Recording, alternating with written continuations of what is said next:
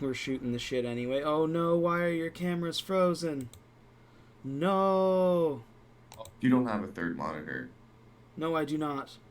Oh, it's gonna just like if you're Oh, doing it from the application, it's gonna be laggy and not uh, good. well, Ked's camera is moving, but yours is frozen. Weird. Well, that's... I was gonna like freeze in place and see if I could mess him up, but I realized I got like things moving in the background from the fan. I was like, that wouldn't work. Not cool, man. Not cool. What the fuck is happening here? Yeah, sorry, I've had the same issue before. Like when you have two monitors, if you're trying to have like Discord, you basically need Discord on one screen, then you need to capture the screen, not the Discord app. Well, it froze when I hit the start streaming. I fixed it though. Weird. All I had to do was like turn the camera off and turn it back on, and it's working now. Oh, Like let's go. the window capture. Yeah, with mine, I don't know if it's different or not, but I actually just have it recording the Discord app when we do our like Sunday games, Really? and it's just like behind other windows and shit. Because like I mean I have two monitors technically. One's an ultra wide, so sometimes I have multiple shit on it. But yeah, Discord app is usually just like up and running in the background somewhere behind shit. Yeah. Talk with you about that because I want to get cameras going too. Hello. It's a new interface. Hello, Kirby. Hello, everybody. For anybody watching, whether it be on Twitch or on the YouTube after, because I think we're all going to be uploading something to YouTube. Welcome to the first, I guess, like official edition of Table Talks. Ked and I have done this before, and I'll probably end up throwing that recording up eventually. I don't know why I haven't. But the new Unearthed Arcana just released. It's expert classes. There's a lot of information to go over. And so we decided that we're just gonna chill together and just pick it apart. Yeah, we hate it, and we're gonna be really aggressive and just super salty about it. Just I balding. don't like change. By the end of this, I'm just gonna be shaking my monitor and just unhinged. Yeah. No, I think we've all skimmed a little bit, but we haven't done like a deep dive into the book yet, so it's gonna be mostly Not fresh really. for us. There's 37 fucking pages, so there's gonna be a lot to go through. But we're all just gonna sit here and chill and shoot the shit and discuss this this beast that that wizard just put in front of us. Now the disclaimer for everyone that doesn't know what the fuck's going on, which would be a little weird if you're in the genre, but like shit's changing. Like even shit from the previous playtest from a few weeks ago till now, they've already dramatically changed the ideas for some of the stuff. Like they're not expecting this to come out until like 2024 at the earliest. So for anyone who remembers the 5th edition playtest when it was called D&D Next, like things changed dramatically. So we'll see. And BHG, I know you're like a little newer, but Kev, you've been through a lot of editions, and this is the first time that I'm going through an edition change, so it's very like fresh and new for me. I feel like I just started playing D&D 5e, and then they're like, "We're changing everything." Well, this is the most informed edition change we've ever had. I think before that, I mean, the biggest change would have been 3.5, right? Like 3.5 from 3? Well, I mean, from 2nd edition to 3.5 was a complete restructure in how the baseline of it works. Yeah. I'd say that was the largest change in D&D history. It went from chaos to kind of organized. Yeah.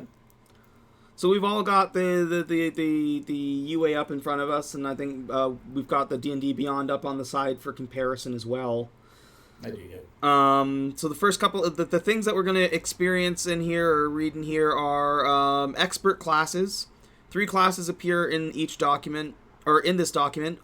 Each one a member of the expert group, the bard, the ranger, and the rogue. So they're going to be splitting classes almost into their own groupings for what they kind of do, like in the party. Feats, we're getting more feats. Spell lists: Arcane, Divine, and Primal. The Ranger uses the Primal list. The Bard potentially uses all three, thanks to magical secrets, which is, I mean, par for the course with the Bard. And a rules glossary, because we love those.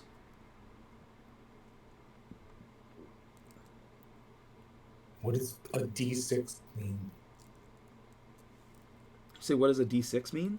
What does a D6 mean? I need to Never heard know. of that. Thank you, rules glossary.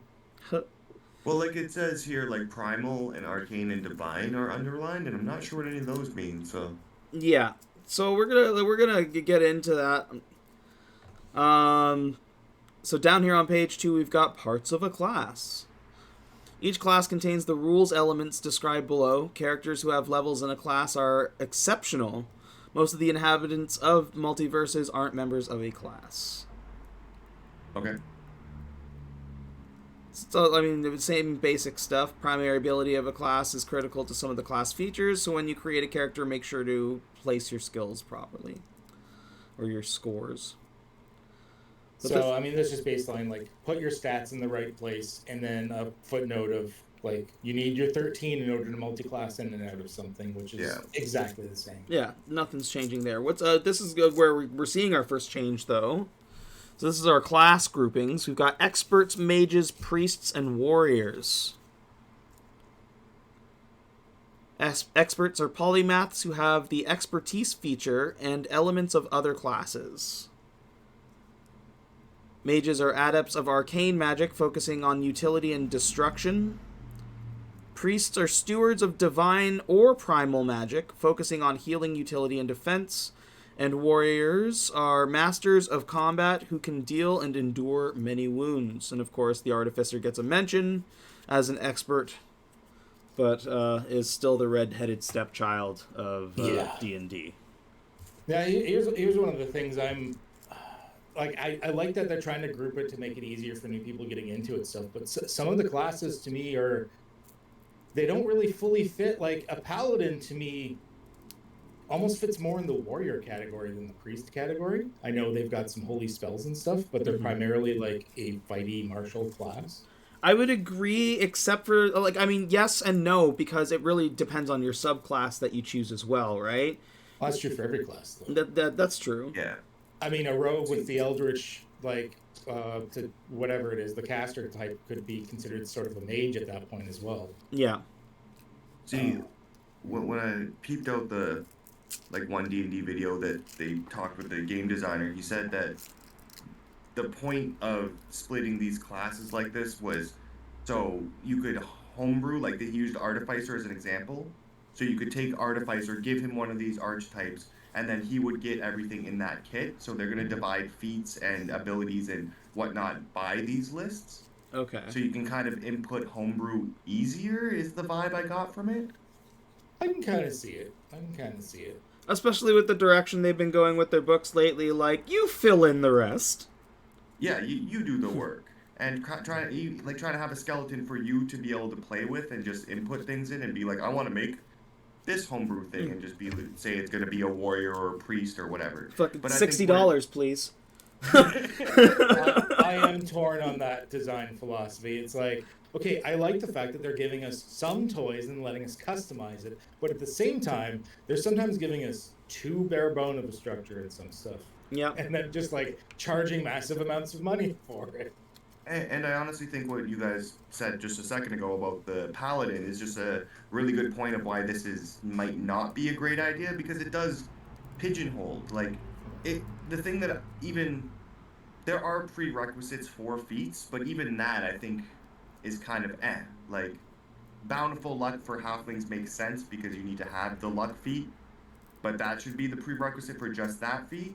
So I would prefer to see a system where there's just feats, and whatever class you are, you can take whatever feat, because customization. Like the way it is now.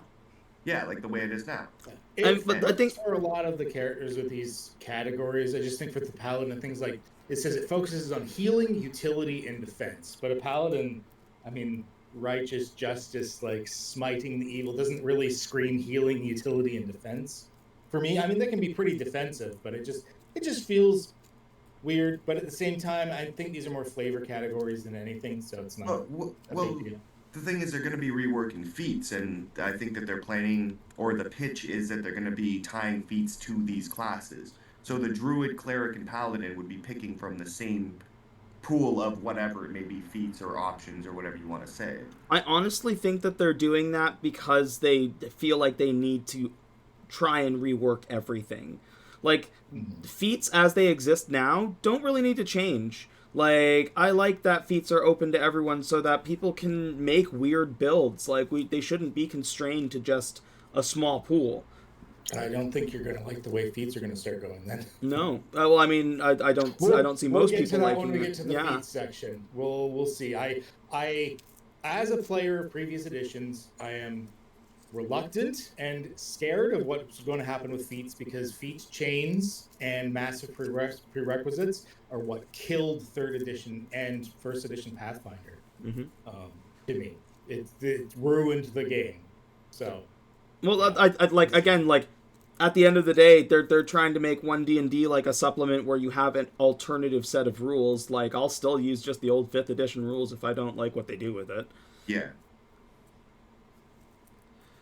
And the thing too about this is, like Ked said, it's all playtesting. They're not going to put this out till like 2024. So like these discussions and kind of thinking about it, and honestly, maybe we should even throw something together and playtest this stuff at some point. I was thinking that too. Like, do like a one shot using these 1D&D rules and see what we like and don't like. We'd have to be very open minded, since they seem to be changing things every couple of weeks. So we'd have to be like, all right, overhaul. Yeah. Yep. Which would be cool. Yeah. Could be fun. Maybe we could adapt a version of Dungeon Slug that's using these rules specifically. We could figure something. I wish I could update my Foundry to version 10 so that we could, like, just get it streamlined to put everything in. But I can't yet. Buy a month of Forge and update that to 10 and see what happens, because then that doesn't mess with your base Foundry. Well, I can... If I'm smart and actually like go-getter, I can install a 2nd version of Foundry with a different version number on it. I'm just lazy. I have to check it. Yeah. A note about subclasses here that I was seeing, because it does note a bit of differences. Here are 3 highlights in this article's classes. All 3 classes have new features, as well as revised versions of old features. When a class offers a decision, a suggested choice is usually presented, especially at lower levels. This makes it easier to create characters quickly. Each class's old 20th level feature has been moved to 18th level, opening up 20th level for epic boons, which we're going to learn about. I like, not knowing much about epic boons yet or anything. The fact that they're shifting those capstone abilities to 18, I think, is a good thing. Yeah. Because earlier the level, the better. How often do you see a campaign get to that 20th level mark? Yep. So by giving them the toys earlier and then like the blanket epic boons thing later, I think that's just a good decision. It's a great idea. Ked, give us your lovely voice and give us the overview of the Bard. The Bard! So expert, primary ability, charisma. Nothing's changed there. I don't think we really need the flavor text. We've got enough shit to read here. Everyone knows what a bard is. You play music, you go blah blah, you seduce everything that's not a door. Maybe you do the door, I don't know. Let's go through the actual like creating. I'm gonna skip the chart for now. Let's go through the creating bit here. So consult the following lists. Standard stuff at starting. So hit points still D8s. That doesn't look like it's changed it much.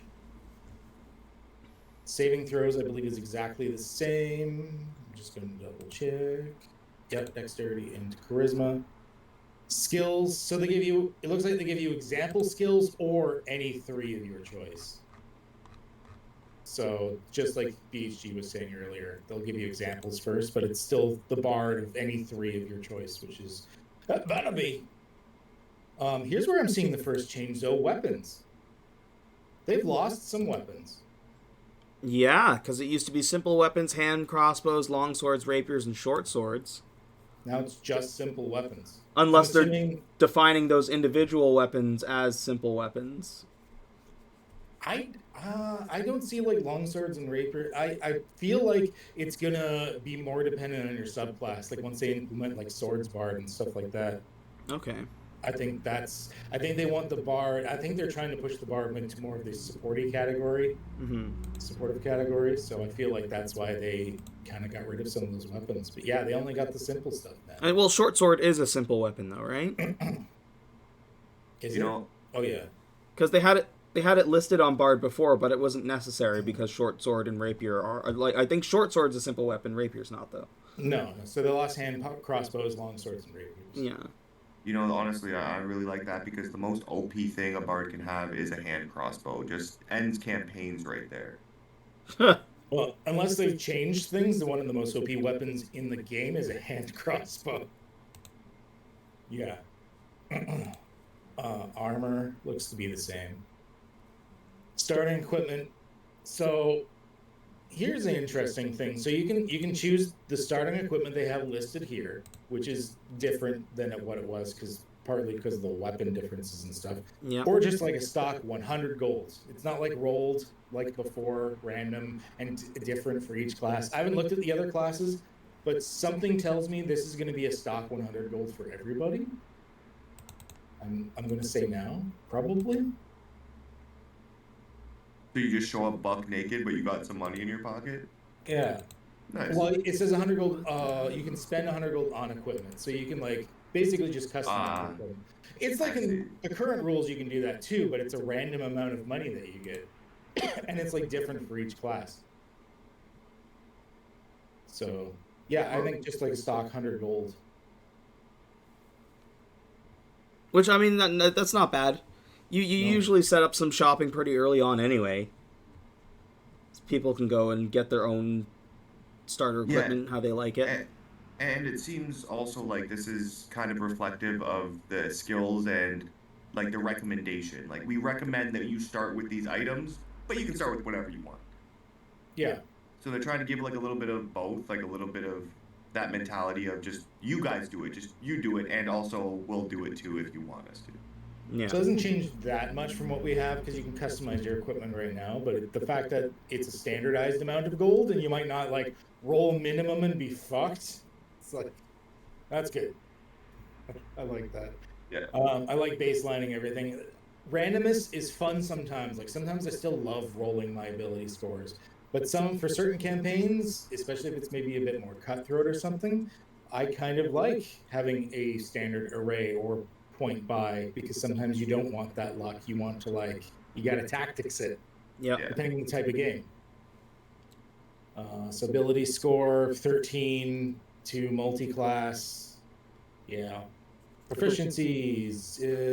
That's more about the multi-classing. So that's what you get if you multi-class. One skill of your choice, one musical instrument of your choice. I think that's pretty much online with what we already get with multi-classing. Aside from class features, you don't get much in the way of proficiencies. You get light armor training. It's the same. And then the spell slots. And then, it looks like we get into the actual class features. Do you want to keep going leading on the bard bit? Yeah. All right.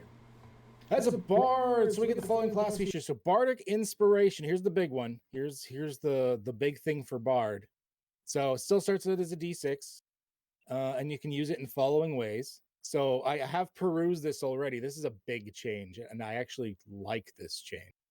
So when another creature within 60 feet of you, this part I don't like, that you can see or hear, fails a d20 test. I don't understand that bit. Shouldn't they be able to hear you, not the other way around? You can use your reaction to give the creature a bardic inspiration die, and then the creature immediately rolls that die and adds the number rolled to the d20, potentially turning it into a failure into a success. I don't understand why you have to hear them if you're inspiring them. That's the one bit I don't get. I think the assumption is that if you can see and hear them, they can see and hear you.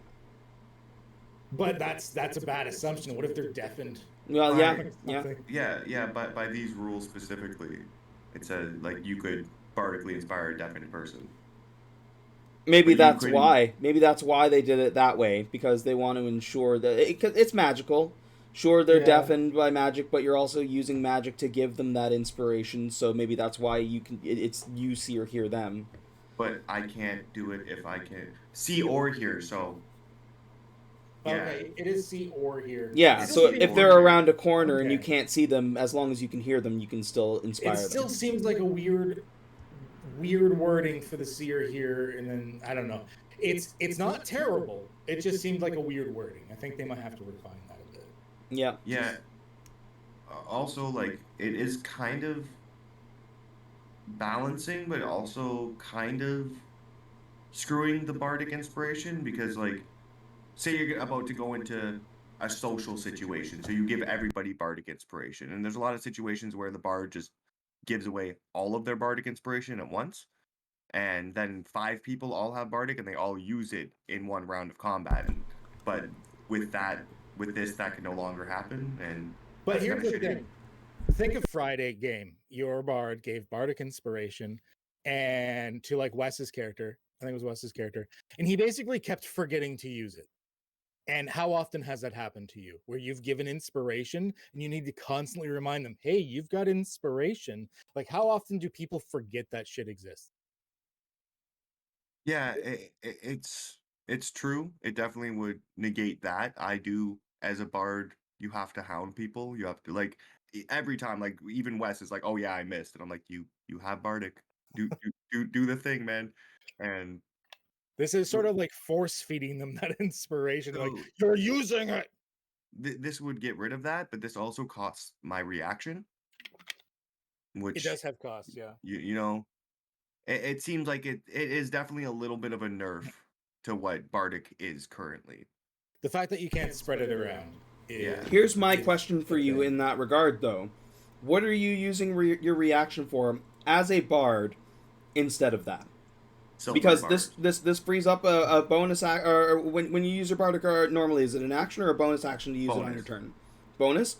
Yeah. So this is a freeing up a bonus action to do something else, whether it be using another spell or in our games using a potion or something like that on yourself, and still being able to use your reaction. For me, I can think you may there's a couple of spells maybe possibly you'd use with your reaction, like counter spell, if you have it. Honest. Oh, sorry. Go ahead.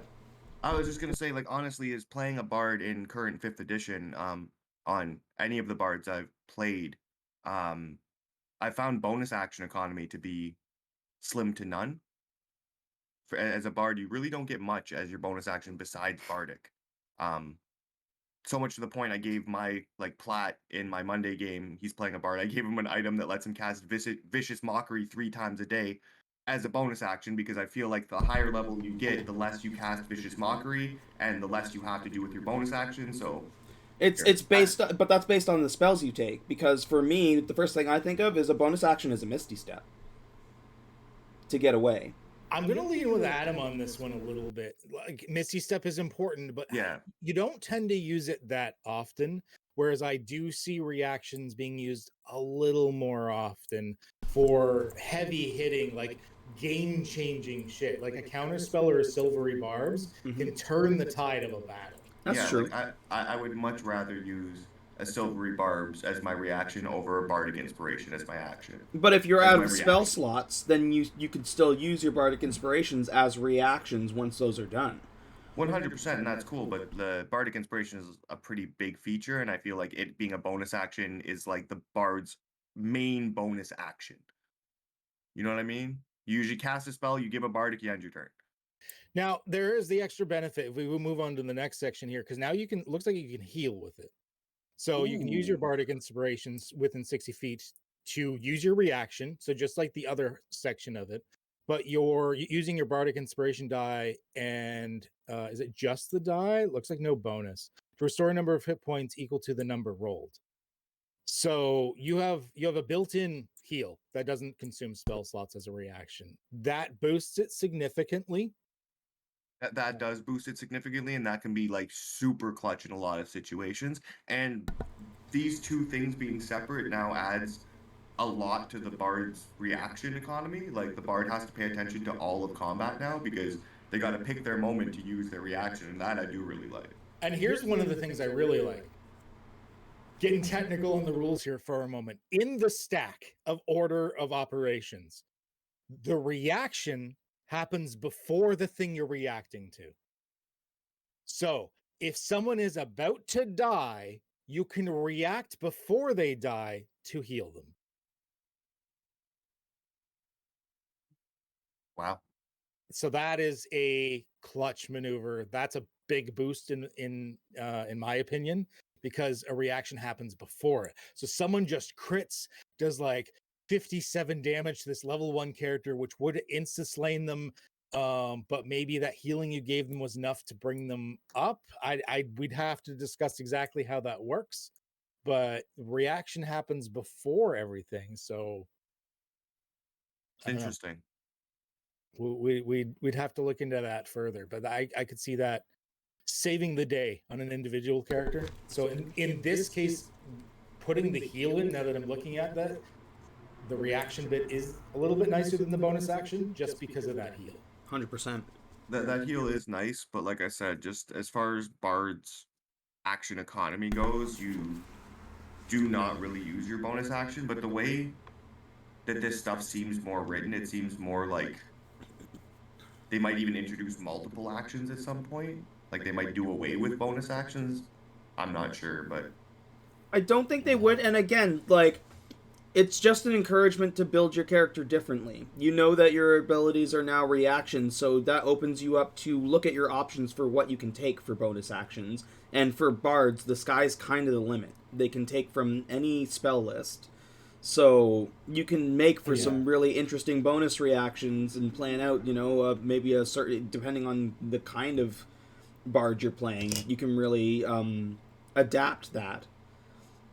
I'm torn on a few things as we go through these. I'll say myself, but it does feel like they have, at least for the Bard's core kit, not including the subclasses, they are pushing it a little bit harder into you're a support / healer, and you have less abilities to be martial or do other things like that as far as their core kit is concerned. Getting rid of those weapons, having built-in heals, you're kind of being pushed into that you are a support, deal with it.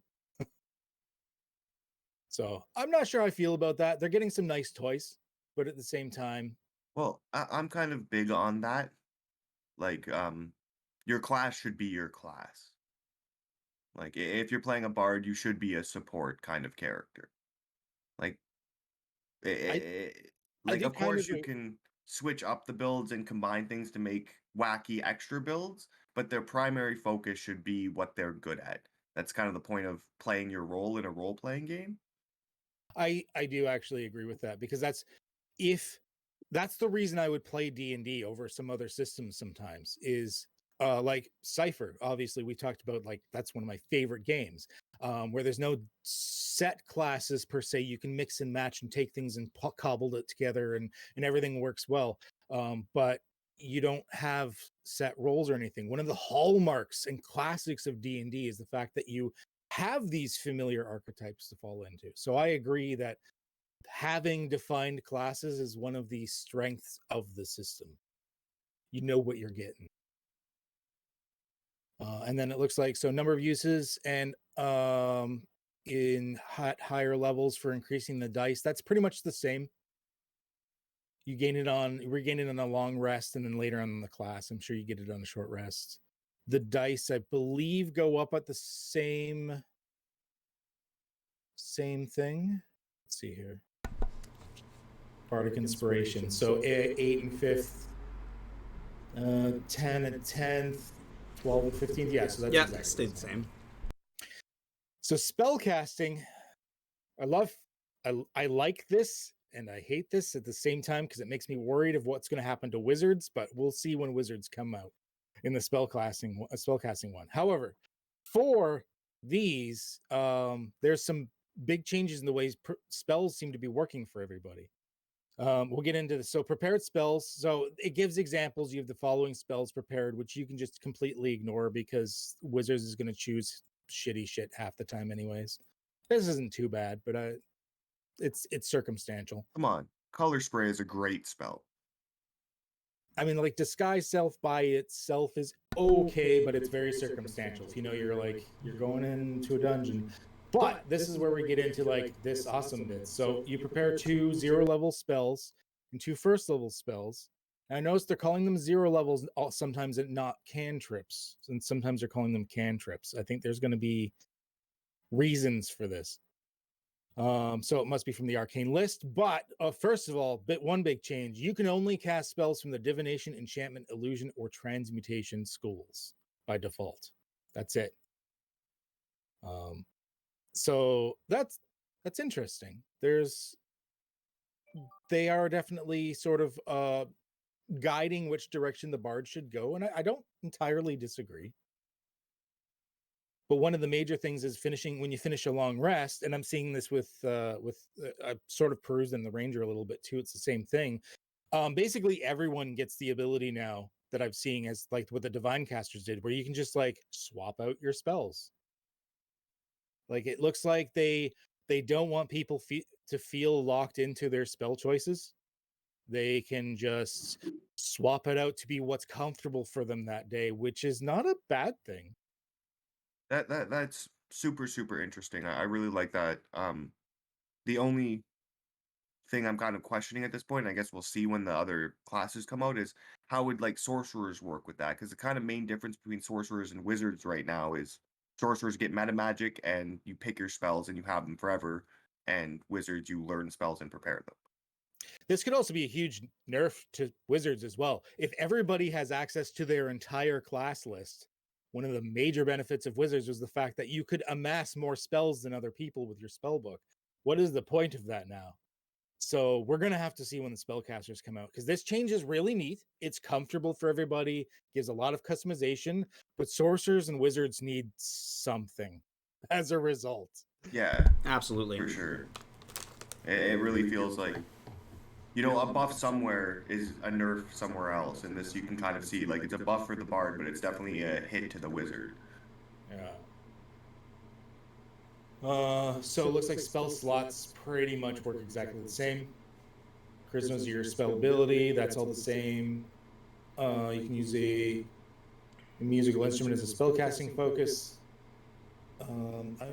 I didn't know if they could only use a musical instrument before, or they could use other things too, but that's just a flavor thing. It doesn't really matter. Yeah.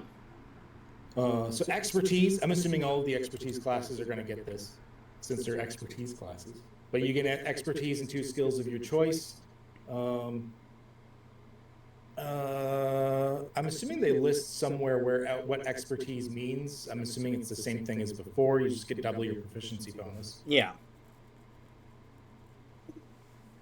So Songs of Restoration. So here's where things change as well, because the Songs of Rest before was when you took a short rest, you gave extra hit dice, which honestly, how often have you actually seen that used in game? Now you're just getting a bunch of healing spells. The Monday game, he does it every time. It's handy when you use it, but it's hit and miss.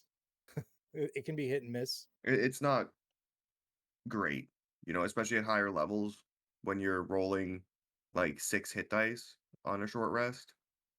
Doesn't help that much. So this is another thing of like pushing the bard into that like healy support class. The fact that you're getting healing word, which I'm happy they gave healing word over cure wounds, because mechanically, arguably, healing word is the better of the 2 spells, even though it heals less. Lesser restoration, mass healing word, freedom of movement, greater restoration. Those are all clutch spells. Absolutely. A greater restoration especially is an important spell in depending on the campaign you're looking at. Yeah. And freedom of movement. And like you said, it pigeonholes the bard a little more into the support class, right? Some people are going to be like, I don't like that. I want to customize it how I want. I'm like, well, I mean, there are systems for that if you want that.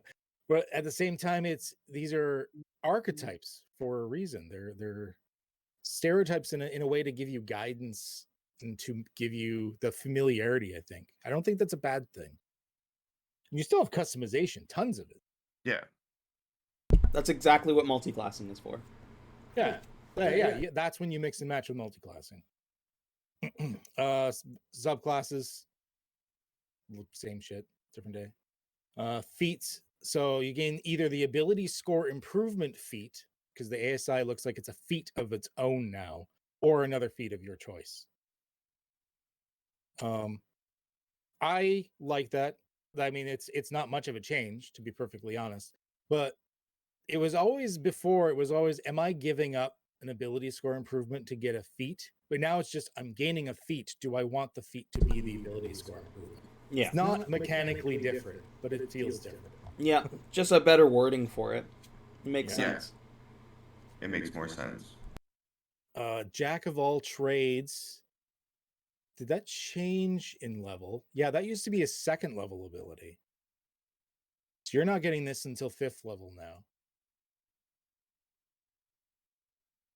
And here's a big thing. Okay, so it's half your proficiency bonus. It used to be to like an ability check, which is very powerful.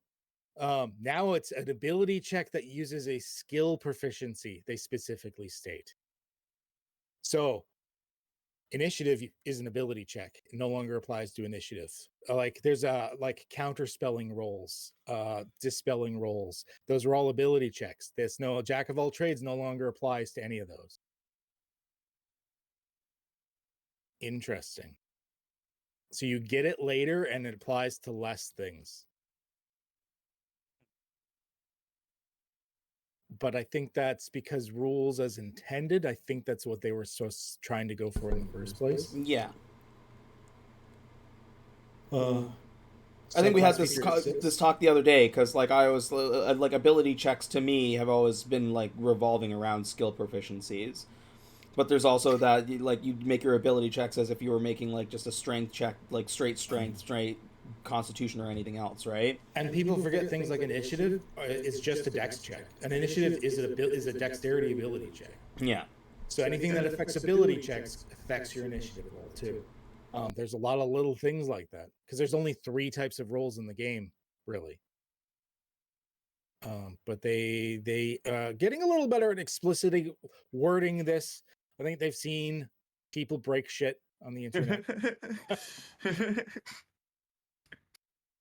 So font of bardic inspiration. So that is also later. That used to be 5th and it's now 7th to get it back on a short rest. Looks to be about the same text, except that you're getting it 2 levels later. Yeah, see, that seems just like another kind of nerf towards bardic inspiration, and I don't really think that bardic needs a nerf. There's a second part to that though. Read what it says on the second page. Yeah, read what it says on the next page. If a creature rolls your bardic inspiration and gets a 1 after any rerolls, that you use your bardic inspiration isn't expended. I like that. I like that. So, that's a subclass thing, but I like how they've made that just everybody. That's a little weird on the math because, like, the higher level you get, the less likely that is to proc. Because the bigger the die, the less likely you are to roll a 1. True. But it is still very useful. Like if like they only need a low roll anyways. I mean, like, what do you got to lose at that point if they're only a few points off? Just give it to them. And even if they roll shit, they still succeed and you get it back. They could do what the actual subclass ability is. I'm not sure which one it is. It might be lore, but basically if you use your bardic inspiration and you don't succeed on the roll, you don't use it. So if you didn't actually help them succeed, you wouldn't have actually used your bardic, which if they change that here, that might balance it out a bit more because then, you're not flushing your bardic inspirations when you get so few. We're going to have to see how that goes with the new reworked subclasses. Also, like, they haven't specified here, but they keep saying, everything's backwards compatible. Can you use the reworked classes with the old subclasses? I don't think so. That depends on what they do to the subclasses. Yeah. Well, I mean, there's some differences here. For example, as we're about to get up to. So 8th level is a feat. 9th level is another expertise. So here's the thing. 10th level subclass feature. Bards didn't get a 10th level subclass feature before. Maybe They went from 6 to 14. There was a gap. there might have that might have been a change. Because of how they are compressing, like how they're moving the 20th to the 18th level. Well, no, they still get their 14. They get all the other subclasses in the same level, except they've added one. They get an extra subclass feature now. Interesting. Oh. It used to be, it was 6 and then 14, and there was this huge gap. You didn't get any subclass features. There's a 10th level one they've added. Interesting. Yeah, I like that. That's cool. But that also means it's not compatible with the old subclasses because there's a step you don't get. Yeah. So yeah, not completely backwards compatible. I don't know. We'll have to see how it works out. But they keep saying it's backwards compatible. I don't feel it's going to be fully backwards compatible. Not for mixing and matching. Each character I feel like is going to have to kind of choose one or the other. You can mix and match the characters, but I feel like they're going to have to choose one or the other. Yeah. Magical secrets. So this is the first time we've seen magical secrets. They would have gotten it at 10, and that was normally the first time you saw it before. So it's like a level later. So you choose a spell list, Arcane, Divine, or Primal. And then whenever you prepare spells for this class, up to 2 of the spells you prepare can be from the chosen lists. So this is really nice. So you choose a category, that's locked in. Once you get the feature, you have to choose a category, that's locked in. But you can switch up the spells every day. That's a huge... Yeah. That's super powerful, but once again, like, what does that do to the wizard? I'm scared. For the wizard and the sorcerer both are like they're gonna need complete retooling. Because yeah, like you mentioned, this like wizard's my baby. All of this, like, the way the wizard works now, there is no reason I would play a wizard over a bard right now. Yeah, like 100%, dude. 100% you would pick this bard over any wizard because whatever spell you want from the arcane spell list, you get. And you can just switch it every day. You know them all. But it's got to be like, it doesn't mention it here, but it's got to be for the spells that you can cast, like up to the spell level you can cast, right? From any school of magic. Otherwise, follow the rules of your bard spellcasting feature. So it says it there. So like, it's any of the spells up to the level that you can cast because of the bard spellcasting feature. So if you can cast like 5th level spells and you've got, say, divine locked in, you could memorize 2 extra divine 5th level spells, or prepare them rather. Yeah. But the thing is, every day you can switch it up.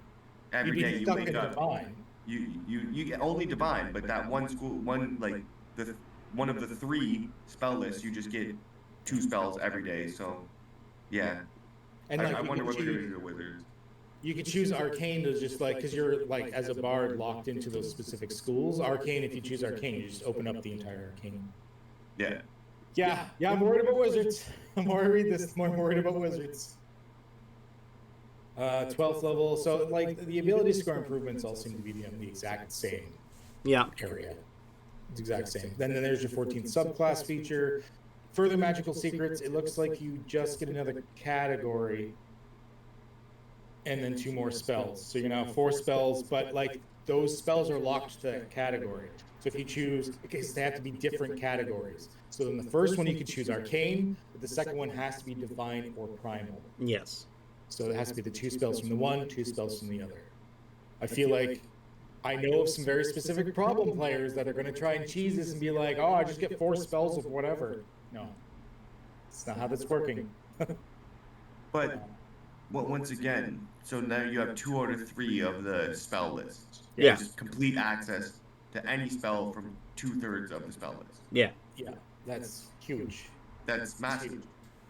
Like 4 prepared spells. Like, you don't tend to memorize that or prepare that many spells. 4 is a lot. That's chunky. Yeah. But by 15th level, that makes sense. Mm-hmm. Yeah. Yeah. I don't think he's saying it because of the power wise. I think he's saying it because that's like treading on other classes' Yep. teeth, Yes. so to speak. Like I was all for like bards being able to pick from their class and like prepare whatever they want, but I thought the lore would be stuck in because it just makes sense that they're just taking one thing from another class and being like, this is mine, rather than I'm taking all of your things and I can just pick between them all the time and whatever I like. Well, and picking between them is the biggest difference because Magical Secrets still gave you access to pretty much any spell list anyway. Exactly. But you were stuck in one. Whereas a wizard could learn all of the spells, but now the bard can learn all of the spells except for 1/3 of them. Which is a lot. Yeah. It's a lot. It's a big one. All right, so 18th level is what would have been your 20th level capstone, except better, actually. So when you roll initiative, you regain 2 expended uses of your bardic inspiration. It used to be 1. That's fucking and nuts. It used to say if you had no uses of bardic inspiration left, you regain 1. Now it just says you regain 2 uses of your bardic inspiration when you roll initiative. It doesn't say you have to have none left. So as long as you keep getting into fights, you keep getting your bardic inspiration back. Fucking turn around and just start a fight with a fucking guard in the city just so you can get back to fucking Bardics. Now Roll the initiative and then walk away. I forget who it was, but I did see a good argument against this because I watched a clip of I think it was on TikTok. I clipped like a video of someone talking about it. The fact that like, okay, great, you could try to cheese the hell out of it, but the GM controls when you roll initiative. Yeah, you could like go punch a bunch of alley cats, but that doesn't mean you're rolling initiative for it. He might just be like, all right, you beat up some alley cats. Congratulations, guys. We are no longer playing D&D. Now we're playing Pride and Prejudice. Yeah. Get ready for long narratives, motherfuckers. The thing is, that also roots back into, like, why would I give you $60?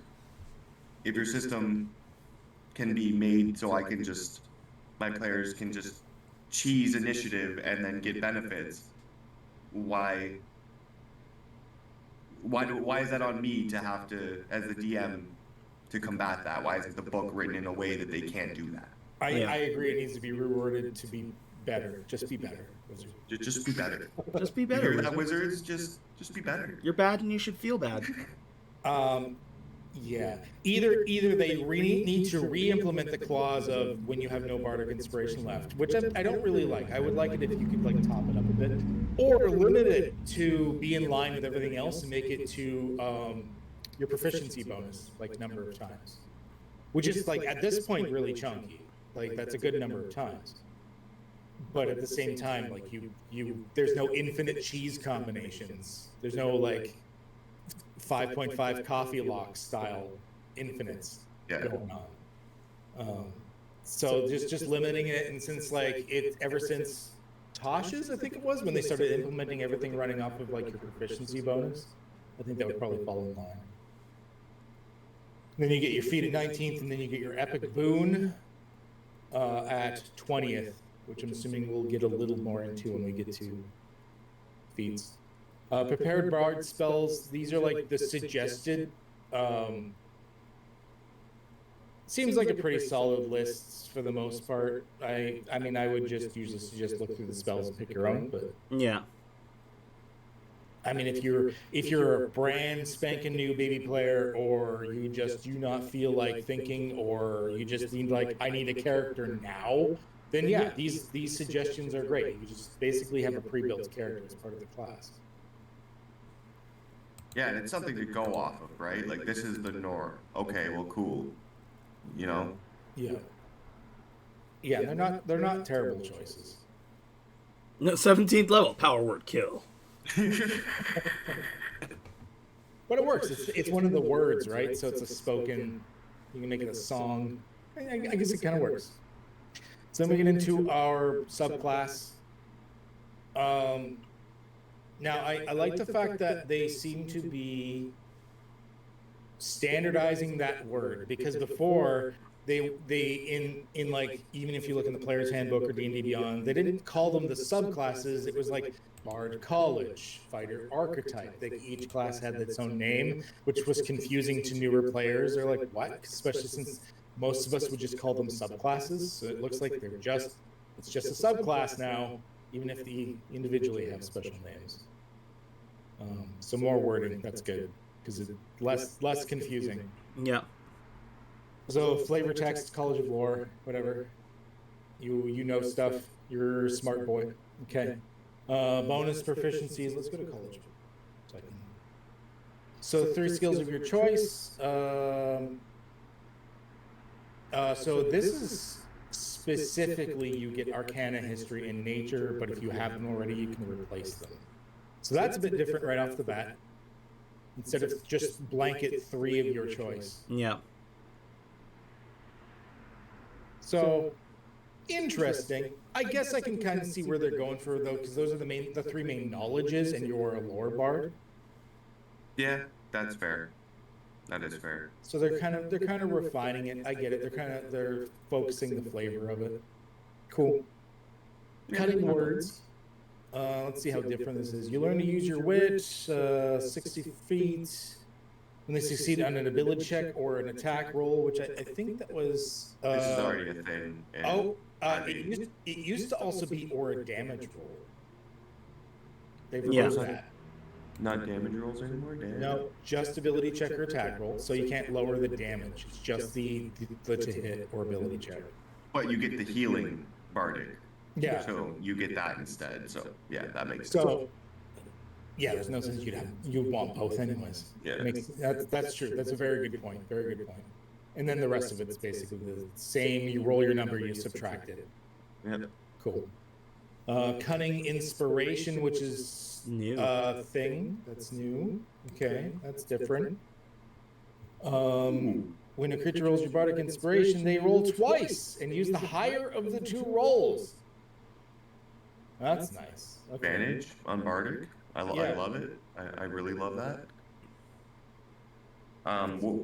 Interesting, because it doesn't mesh with the other ability that was boosting it, where if you roll a 1, you get it for free, because you're like not likely to roll a 1 now. So that just basically canceled that ability. But at the same time, you are more likely to roll higher. That's very true. I think that they definitely should change that ability to, if they fail the roll, you keep your bardic. I think one of the key words here is the creature can roll. It doesn't say it does roll. So they don't have to. If they only need that like 1 point, then they could just roll the 1 die. They don't have to roll both. Yeah. Very true. Very, very true. For those that want to nitpick on the wording of it, which I think in this case is actually. So I that's good. I like that. Thinking on it now, that's pretty good. Yeah, and that's in contrast to the additional magic secrets, right? Well, they're not getting additional magic secrets anymore. They are not getting extra shit. But they wouldn't need it, like, unless do they really need the 3rd class at that point, or the 3rd type of magic at that point, with the huge spell list that they have to be able to draw from every single day? Although this also means you're not seeing magical secrets until 11th level. You know, because you're not getting the 6th one anymore, which is part of the reason people would choose Lore Bard, to get that early magical secrets. Yeah. You're not seeing your first one until 11th level. That's honestly what made Lore Bard really, really good, is that you get that 6th level magic secret. It was good, but it was almost too good, because a lot of people have argued, like, Lore Bard is the strongest bard archetype. Creation Bard is pretty good too, though. Creation Bard, like, they've all have their uses, but Lore Bard's really chunky if you like, build it into stuff. 100%. Improved cutting words. When you use your cutting words, you deal psychic damage equal to the number rolled plus your charisma modifier. So you're dealing a passive, like, no save psychic damage. It's not bad. Yeah, see, that's really cool. I like that bonus to cutting words, because cutting words is unique to Lore Bards, and I think that's really awesome. I don't really think it ties too well into like the whole lore knowledge-y thing, but that is really cool. I agree. I think the whole cutting words thing almost belonged more in like the Bard of Eloquence, or like something that's more about those words impacting people. The lore should have been all about knowledge, but I mean, whatever. The College of Battle Rapper Bards. Yeah, really. Yeah. But it is like mechanically, like ignoring, I guess, the theme behind it mechanically. I think that's really good, because you're just getting extra free damage that basically can't be defended against, and it's psychic. How many things are resistant or immune to psychic? Yeah. Yeah, and at 10th level, that's a D10, which is really nice. Yeah, plus your charisma, and there's a good chance you're getting a +4 or +5 on that. So that's not bad. You can do like 14, 15 damage, no save. Hey, it's another way of talking somebody to death, and I'm fucking here for it. Yeah. Peerless skill, think is pretty much the same. No, wait. Add the number rolled to the ability check, turning roll bar, add the number. No, it's about the same. Yeah, you can Bardic Inspire yourself. Except that if the check fails, you still get you don't expend the inspiration. Nice. So that's the only difference. You can still inspire yourself. That's Bard. That is not bad. I don't know how I feel about the spell lists, and I kind of feel like they're pushing them more towards being casters, which I like, but they're kind of drawing away from Bardic, which maybe the other subclasses will be as good as College of Lore, because College of Lore, this cutting words is just like the use of your Bardic. Like, you kind of decided how you're going to use your Bardic, so maybe the other subclasses will be like unique ways of using your Bardic, like to heal or to inspire or to do whatever. But I feel like kind of base class Bardic is a little underwhelming, so I'm kind of hoping to see more in the subclasses. Yeah. I see that reaction heal right off the hop is going to get a lot of use if people are using that. 100%. That is essentially a free heal. Like that, it might as well be a fucking cantrip. I mean, you could bring 3 people up and around if you need to now. You could go up and make a medicine check as an action, healing word as a bonus action, reaction, Bardic heal. Yeah. But you only get so many of them every long rest until level 7, which is a little rough. Yeah. I do wish that that was still 5th level for getting that. I feel like that was pushing it to 7. I don't know. We'll see how the other classes stack up. I mean, they may be balancing against the other classes now versus the previous 5th edition classes. Yeah. They're getting some of those things later, like magical secrets a little bit later, and then the short rest inspirations a little bit later. I don't know. I don't know how I feel about that, but I'm kind of for it. Originally, I was on your side. I'm like, I don't know if I like the reaction things versus bonus actions. Once we read about the healing, I'm kind of for it. I think I'm kind of for it. And then again, like, the subclass seems to really, at least the one we saw, seems to really define what your Bardic does. So yes, that's also really exciting to see that your Bardic might have a lot more uses, and it might be very defined by your subclass, so that adds a lot of uniqueness to the Bard, you know? I really want to see specifically something like the Swords Bard or something like that, something where we might see more martial Bard and how that works. So we'll have to see when we get there. But that's Bard. I don't know if someone else wants to dig in for the Ranger, or You want me to keep do going? Ranger? I'm up for whatever. Yeah, sure. Sorry, I'm occasionally having to mute because my mic picks you guys up and it echoes on the stream. Oh. Yeah. No worries. So I'll do the Ranger. Class group, expert, primary abilities, dexterity and wisdom. Far from the bustle of cities, amid the trees of trackless forests, known as the worst class in all of Dungeons and Dragons. Wanderers of the wilderness, rangers. I'm not going to read all of this. So creating a ranger, I think all of this is the same. Let me actually pull up the ranger class.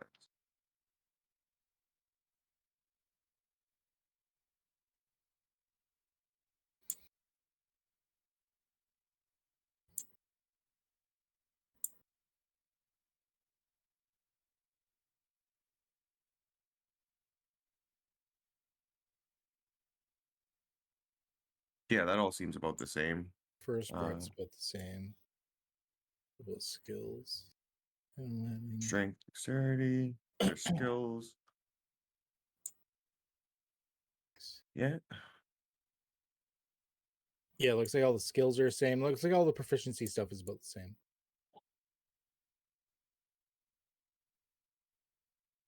So yeah, at first level, this is the cool thing that I saw about Rangers, that they're in the expert group.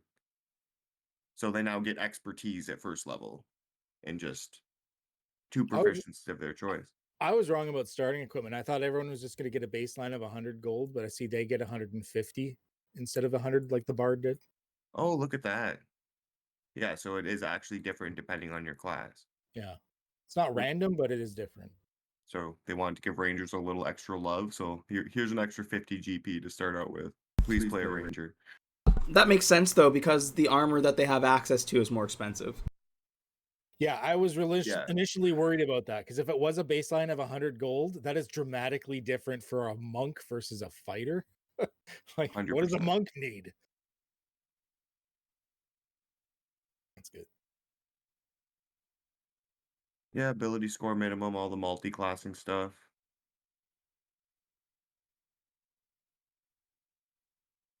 Let's see what they did to favored enemy. You are adept at focusing your ire on a single foe. You always have the Hunter Mark spell prepared, and it doesn't count against the number of spells you can prepare. Moreover, you don't have to concentrate on the spell once you cast it. It just lasts for its full duration. That's not currently a thing. I don't play Hunters too much. Is that currently a thing?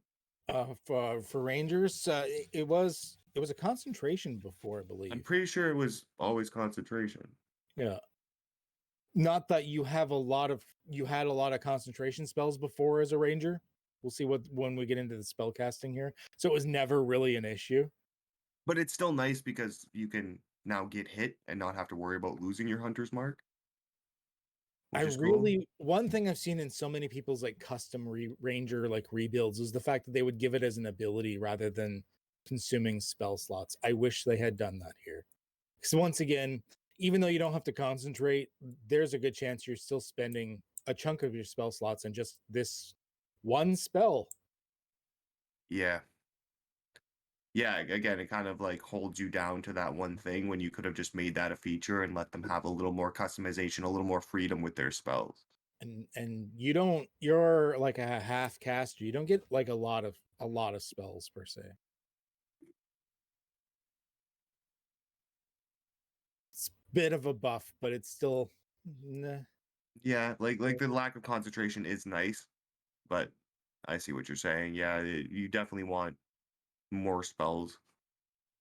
Also, this is it makes it a lot more combat focused and a lot less not combat focused. Like you used to be able for things about getting information and tracking them, all of that seems to be gone. So all the flavor stuff for your favorite enemy is gone. It's really just giving you a free hunter's mark. Yeah, but like the favorite enemy thing was always kind of not useless, but situational, extraordinarily situational. I think part of it is because of also there's been a shift in the way play has worked over time. You used to see in older editions, and then in Pathfinder really, really picked up on this. But in older editions, when you played adventures or adventure paths or box sets or whatnot, you usually played in a theme. You were going to be primarily fighting undead or giants or dragons. You generally had a theme to the campaign, and so you kind of knew ahead of time how you were going to build yourself and what your enemies were going to be. But the problem is a lot of people in the more common modern games tends to have the campaigns meander a little bit more through themes, depending on player choices and storylines and stuff. So I think that's probably why you're seeing it less and less useful. It would be very cool to see like them not give up on it completely. Like if they tried to do something where like every week you can pick a new thing or every long rest. I don't know if that would be too powerful, like constantly switching, but like just something where you could switch which type of favorite enemy you have. Yeah, this is my only complaint so far because I'm like even looking through it now. It's not like they get it later, so it's kind of removing a little bit of the flavor of the class. Yeah, 100%. Because everybody always says like the classic ranger is Aragon from Lord of the Rings. His favorite enemy is Nazguls. His favorite terrains is like the valleys and the mountains. That's why he can nat 20 his survival checks all the way through.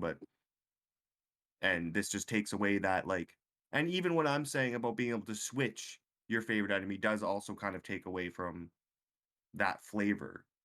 But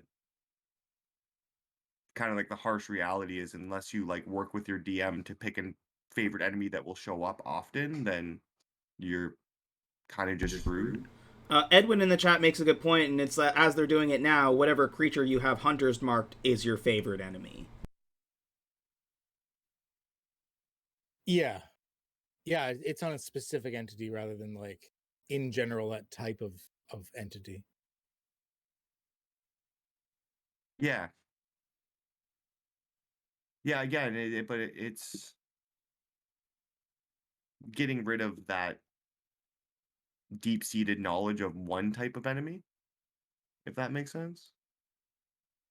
You're like you can't just like go up to an area where orcs are in the area and make an intelligence check about like the tactics of the orcs and stuff like that because you haven't hunters marked. Yeah. That's my only complaint. I mean, it's not bad giving them hunters mark for free because like what ranger isn't going to take it? 100%. And this is also great. I'm not sure if they got this before, but being able to switch your spells out on a long rest. Well, another big thing here, they're casting spells from level 1. Oh shit, eh? Yeah. They didn't get it to level 2 before. Yeah, that's really nice. Especially on like I know they're considered half casters, but even on a half casters, you want to be casting magic.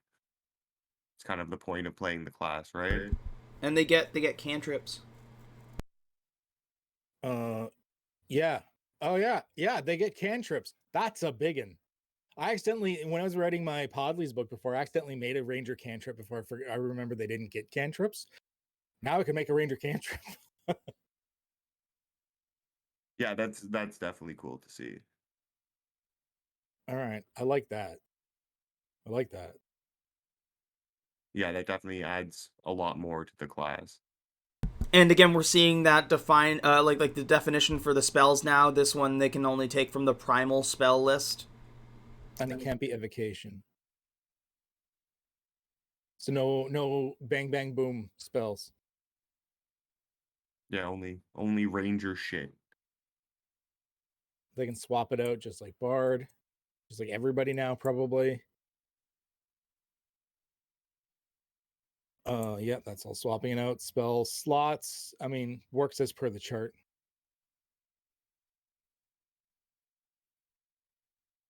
Yeah. It's all listed in the chart there. The fighting style is the same.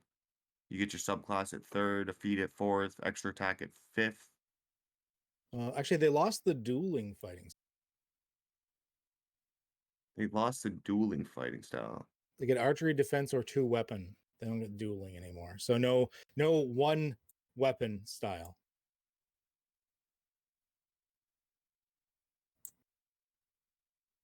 So it's either you're wielding a bow, you're wearing armor, or you're Dritz stewarding.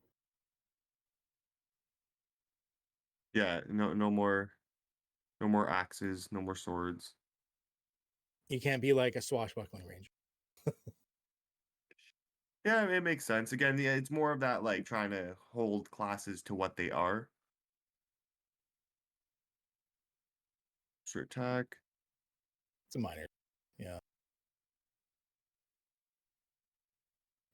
So they get the subclass at 3. Primeval awareness. Gone. What's primeval awareness? Let's see. Yeah, Oh, that's a like sonar ping thing you could do. within the region around you, like up to a mile away. That's That, gone. that's not bad. Again, like you said, it's kind of taking away what seems like the essence of the class. But I'm thinking what we're gonna see here is the same thing that we saw with the Bard, where they seem to be taking away the essence of the class until you saw the subclass, which kind of like you can give it a unique essence. So maybe we'll see some stuff about like tracking and whatnot in the subclass. Maybe. I'm hoping so. Because that was a thing. Like you don't get exact locations or anything, but you could enter an area and be like, there are orcs in the region. Yeah, I know it. I can see the signs of it. I sense them. Those smug elf characters that can just act better than you, you know? Like I just know. I just know there's orcs around here, okay? Stop questioning me. I'm 1,000 years old. What's different here? Extra attack at 5th, another subclass feature. Roving is new. Well, here's the thing. 6th level, they didn't get anything at 6. Did they get a subclass feature at 6? I don't know. Let me No, pull up their little chart. they increased their favored enemy and natural explorer improvements. See, They get a new subclass feature at 6. so that kind of supports my theory that in the subclass you're gonna see more of that flavor stuff, that good juicy stuff. And I think that's a completely added level of subclass feature too, not moved. In spite of the fact that the Yeah. abilities of the lore class didn't really fit the what it is at all. Very true. It didn't fit too well, but it was still cool. Lore Bard has nothing to do with lore. Cool. Lore Bard, he's gonna talk a lot of shit. I know all those bookworms have a sharp tongue from reading. Yeah, I wish they had, like, if they wanted to focus on the cutting words, I wish they had changed the name of them. So yeah, 6th level new subclass feature. So Yeah, I think that's going into what you were saying on the subclasses probably being a little more important than the core kit. yeah. Well, maybe not even like so important, but it gives you your essence. Like it gives you the thing that makes your ranger. Like whatever tracking or favorite enemy or whatnot they're gonna do seems like it's gonna be in the subclass. But we'll see. What I'm seeing here at level 7 though is fucking crazy. You also have a climb speed and swim speed equal to your speed at level 7. And an increase of your base speed. That's crazy. That makes I love it. I You love just that. Great. unlocked wall running. Yeah. You can just yeah, that's Fucking fantastic. Congratulations, your All ranger is the now Rambo. Just like popping up like a hippo out of the water, fucking fire a bow. you get a swim speed, so you're like fucking the deep from the boys. You're just swimming in with the dolphins and stuff. Yeah, no, I actually I like that a lot. It adds to the flavor of being a ranger who knows the environment well. And I kind of like that. That's sort of taking the place of the 8th level land stride, which was very circumstantial. Yes. Moving through non-magical difficult terrain costs you no extra movement. And that's the biggest, like, we're seeing that big change where there's a lot less hinging on circumstantial stuff, and like it's now like this is what your character can do, and it's up to you to deal with the circumstances. Yeah. Which is great. Yeah. No, that's I'll be right an back. improvement. Because the whole thing about rangers seemed that it was just like you'd play the whole campaign waiting for your moment. Your opinion of Foe Slayer, you'll share when we get there. All right, Edwin, I'm sure we'll have opinions as well. we'll see what it's like.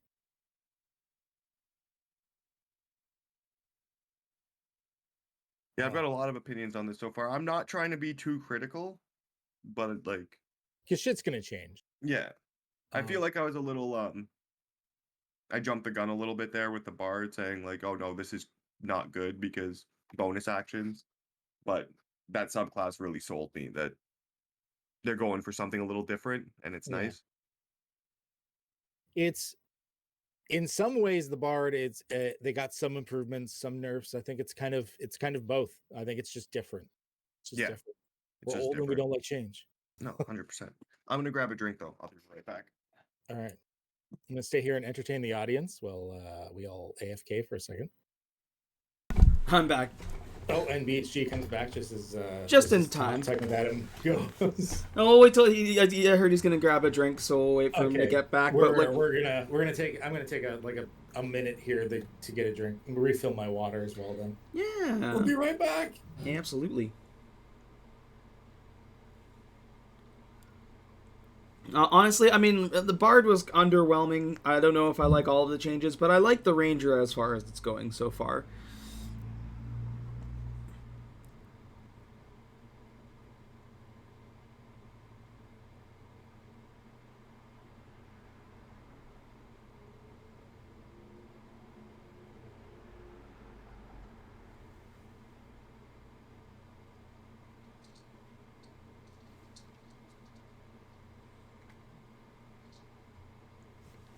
Yeah, that makes sense, Edwin. I think for Nature's Veil, I mean, it'll depend on how it works with your class options, I think. As a bonus action, you can expend a spell slot and become invisible until the end of your next turn. I mean, that's still not terrible. Use a spell slot for invisibility. It's not bad.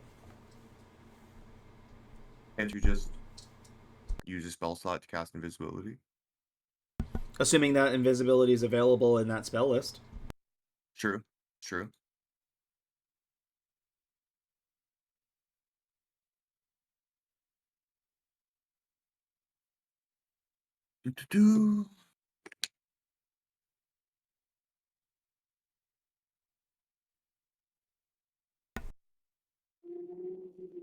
Yeah, no, like I was telling Qed. Oh, what do you got? Instead of switching it up to a mango white claw. Well, it's not sponsored.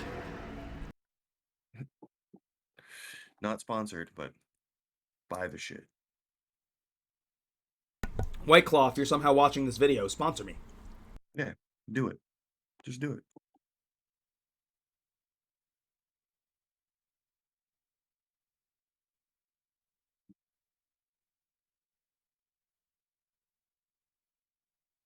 Yeah, I was saying. Oh, go ahead. What? No, you go ahead. I was saying for like the general like stance of things, like I'm underwhelmed with the changes that they made to the Bard. I like some things, I don't like other things. The Ranger, I'm not.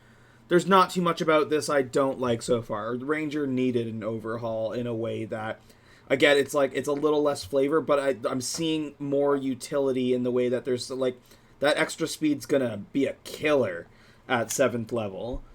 Yeah, extra speed, and you can just run through rivers and shit. Like Mechanically, it's not bad at all. Nothing's gonna stop them now. No. You know, like they can swim, they can climb. Just give them flying, and then they're good, man. They're... But I love that. I love that 7th level ability. 8th is just another feat and more expertise. And again, I love that Rangers are getting this because they definitely should have expertise in things. Yeah, I agree. It's just flavorful. It's great. It will make the class a lot more fun to play. So they're not getting hide in plain sight at 10th level. They're just getting a subclass feature, which again tells me that they're probably going to give more of this flavor stuff in the subclass. So another not backwards compatible thing. They're getting their subclass feature earlier. Is that 11 instead of 12? Or is that 10 instead of 11? Yeah, and again, then there's a completely new 6th level subclass. So yeah, any existing Ranger subclass wouldn't work because of that. And then 11th level is Tireless. Primal forces now help fuel you on your journeys, granting you the following benefits. Temporary hit points. Whenever you finish a short rest or a long rest, you can give yourself a number of temporary hit points equal to 1d8 plus your proficiency bonus. That's not bad. They kind of just made the Bard's old Song of Rest a personal thing for Rangers, but you know, it kind of makes sense because they when they're outside sleeping and stuff, they would be more comfortable. There's so many things that can give you temporary hit points already, though. Oh, and they don't stack. Yeah, it's true. It's true. And that's 11th level to be getting 1d8 temp hit points. Like, that's it's not bad. I mean, it's a few extra hit points that like are only usable once. I mean, I guess it's okay. It's I think- nice that it's on a short rest. I think the major benefit there is the decreased exhaustion, because Yeah. by 11th level, you're coming across more situations where you can find yourself exhausted. 100%. I'm hoping in this edition, exhaustion mechanics are used more often. It's an interesting mechanic, although maybe they could like retool it a bit so it's not as easy to die from it. Maybe just like re-flavor the levels of it, expand it maybe to like 10 or something. But I like the exhaustion mechanics. There's very few things that use it. Yeah. There's so few things that use it. I can list haste and frenzy from the one barbarian subclass.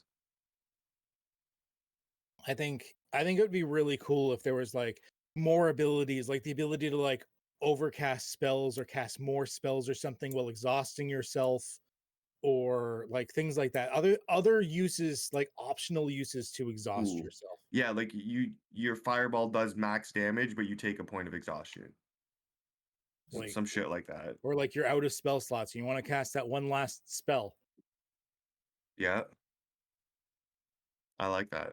So I'm hoping that they, especially if they're incorporating here as something for like helping to ease exhaustion in one of the classes, I'm hoping there are actually more exhaustion mechanics. Yeah, especially for like a ranger where you can like really expend yourself. Because it would be cool to like if you had a wizard who can cast haste and then you just take a short rest and you're good. Mm-hmm. Like that's Or nice. like exhausting yourself to take an extra action. Yeah. Like imagine a ranger going in and pushing himself to like go in and actually like get that extra attack in, knowing that he's going to be able to recuperate a little bit on that short rest. Yeah. I would love to see something like that. So what we got to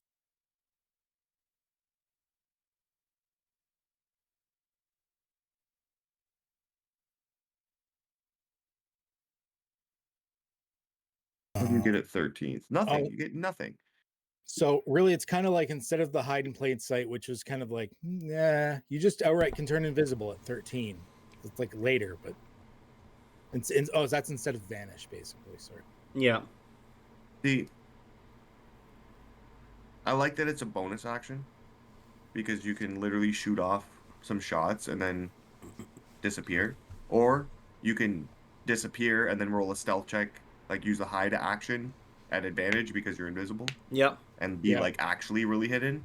So both of those options are really good, but just the cost, like furbolgs get that once a day, that same ability, as you can just turn yourself invisible once a day for one turn, whereas the first level spell invisibility turns you invisible for like an hour. So it's just invisible is normally second level, isn't it?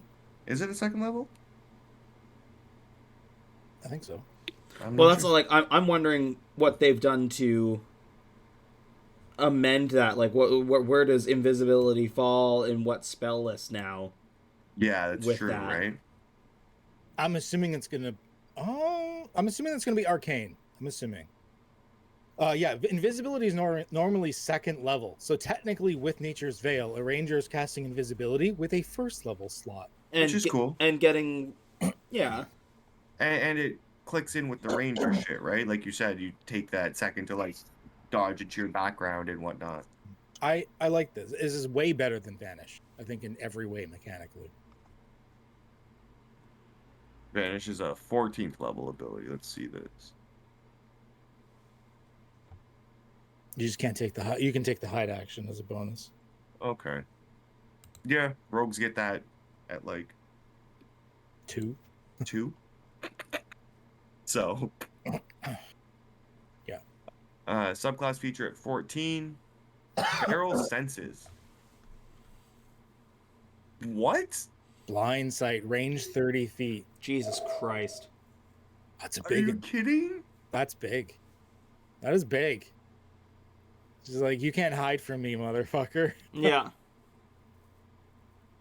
That's wow. That's big, and like they normally get anything at that point. That's It's a big change. That's a game changer for a lot of creators.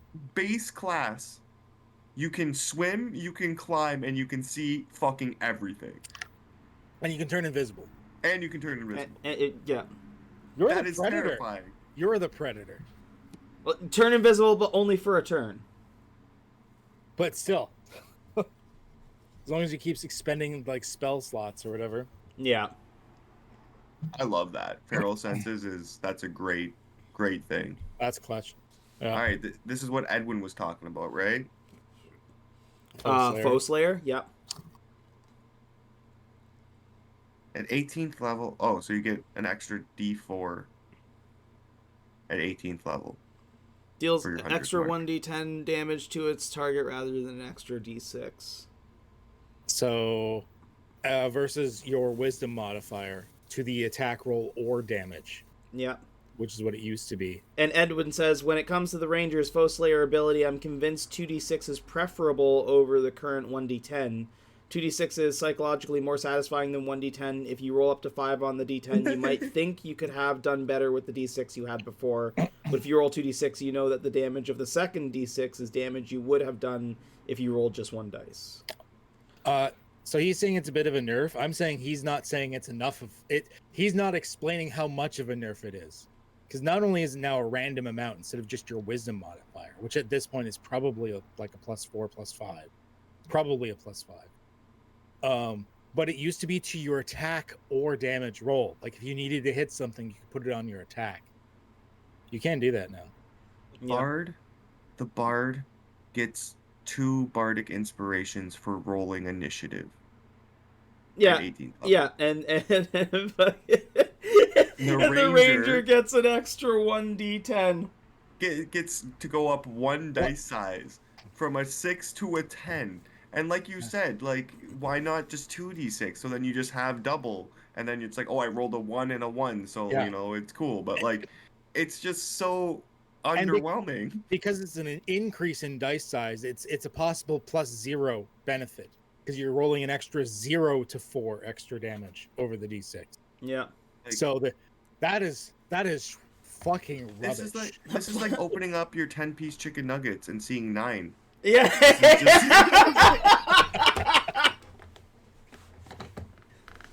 And a bite out of the 8th. See, I was super digging the Ranger till this. I don't know if they were like, if blindsight's too good, we gotta fucking like hit up their end cap and just like get rid of the 18th level is supposed to be their like end cap class ability basically. There's one guy who works at Wizards of the Coast who just fucking hates the Ranger class. Like his ex-girlfriend made the Ranger class, and it's just been up to him to fuck with this class. And they've been reworking it, but he managed to weasel his way in with this one thing. Just this one ability, just this one feat. Take that, Janice. He's an old school player. He hated everyone making Dritz Stewarden clones with their Rangers, and he's just like, I'm not having any of this anymore. I'm done. Platt made a really good point earlier too as to why a lot of these changes are probably happening. He was like, maybe it'll be worth playing for something besides the flavor. And that's a very good point, because for more often than not, the only reason you would play a Ranger over other classes is for flavor alone. 100%. In the old class, anything a Ranger can do, most of the other classes can find a way to do better. Yeah, 100%. Like 9 times out of 10, if I wanted to play a Ranger, I'd just play a fighter and maybe dip a couple levels in Druid or something. Yeah, that's literally it. It's never been a class that played its role, right? Like it's a role-playing game, and then it's not the best at its role, and it just makes it not fun to play. Yeah, Edwin, you were like hyping us up for the fact that Foe Slayer was going to be bad. I don't think you hyped it up enough. This is bad. This is shitty. Like it might as well not exist. That's so bad. Hey, man, it might as well just be like 18th level. Fuck you. 10 is better than 6, though, right? You all have phones, right? Yeah. Open up the calculator on your phone and see that 10 is higher than 6. You all have D10s, right? Did you go to kindergarten class? You can count to 10. No, that's bad. But that's supposed to be like their big like capstone. Like this is what it means to be a Ranger. It's bad. That's bad. Yeah, this is they fucking. Should feel bad. Like, again, up to that point, I was kind of on board. I was like, okay, we're seeing the ranger with a little bit more utility, and it's like, oh, let's just take a dump on 18th level. Okay, so we're gonna play ranger up to 17th level or 16th level, and we're just gonna cross class for the last 4 levels, and it's gonna be now it's useful again. Yeah.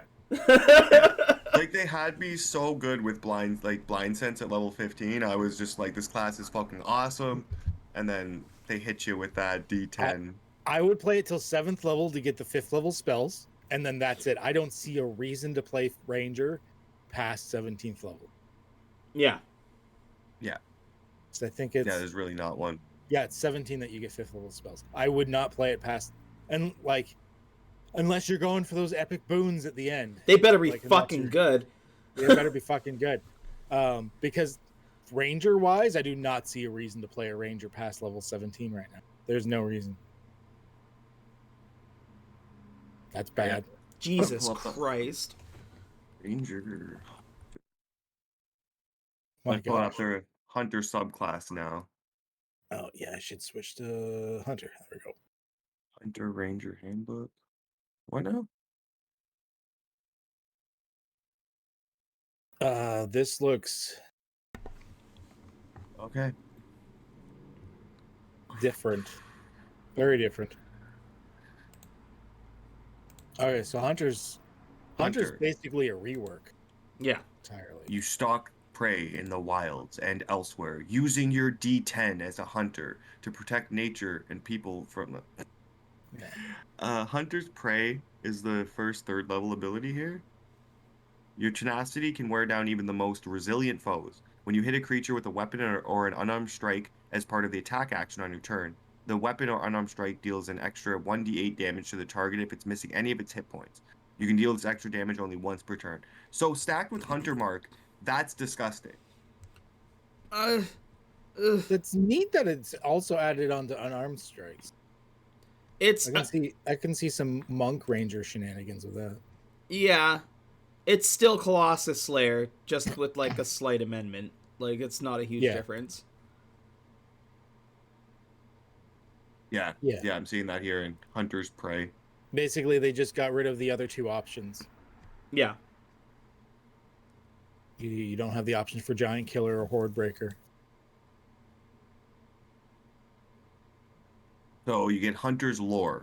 You can call on the forces of nature to reveal certain strengths and weaknesses of your prey. There you go. While a creature is marked by your Hunter's Mark, you know whether that creature has any immunities, resistance, and vulnerabilities. And if the creature has any, you know what they are. Okay. Fuck you. Fuck you, wizards. I like that, though. That brings back in the creature knowledge. Yeah, true. That is what a ranger should be. The ranger should be like there's like Monster Hunter vibes here, right? Like the ranger's done his homework. And he knows like this thing, okay, no fire, but cold good. I guess I'm jumping. I was jumping a little bit there because I'm thinking of a certain subsect of players that I have in some of my games that like meta knowledge a lot. So I guess this gives them an excuse to have meta knowledges, but still also just like. I know you want to keep it a surprise, but I actually don't mind this. Even as a DM, I actually don't mind my players having this. I don't mind them knowing the immunities, resistances, and vulnerabilities, because those are very specific things. Yeah. They still don't know its AC, they don't know its hit points, they don't know its stats, they don't know its features, they don't know its spell book. They know what can hurt it and what cannot hurt it. That's not terrible. You know, it's not like this would be a reason to say, well, look, I'm a Hunter's Lore, so I know the troll has to take fire damage or it regenerates. Like, no, this doesn't tell you that. Yeah. This is just the ranger doing his homework, like Platt going onto the Monster Hunter wiki just to see what things are vulnerable to. 100%. If Platt, let me get a peek at that monster manual, you know?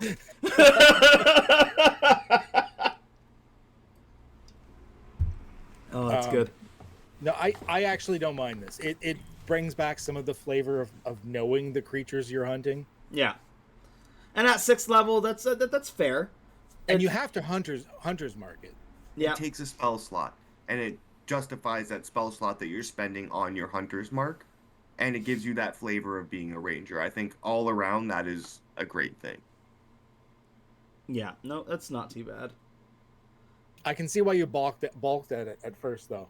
Like, you're like, what? No, what? They know everything! My secrets!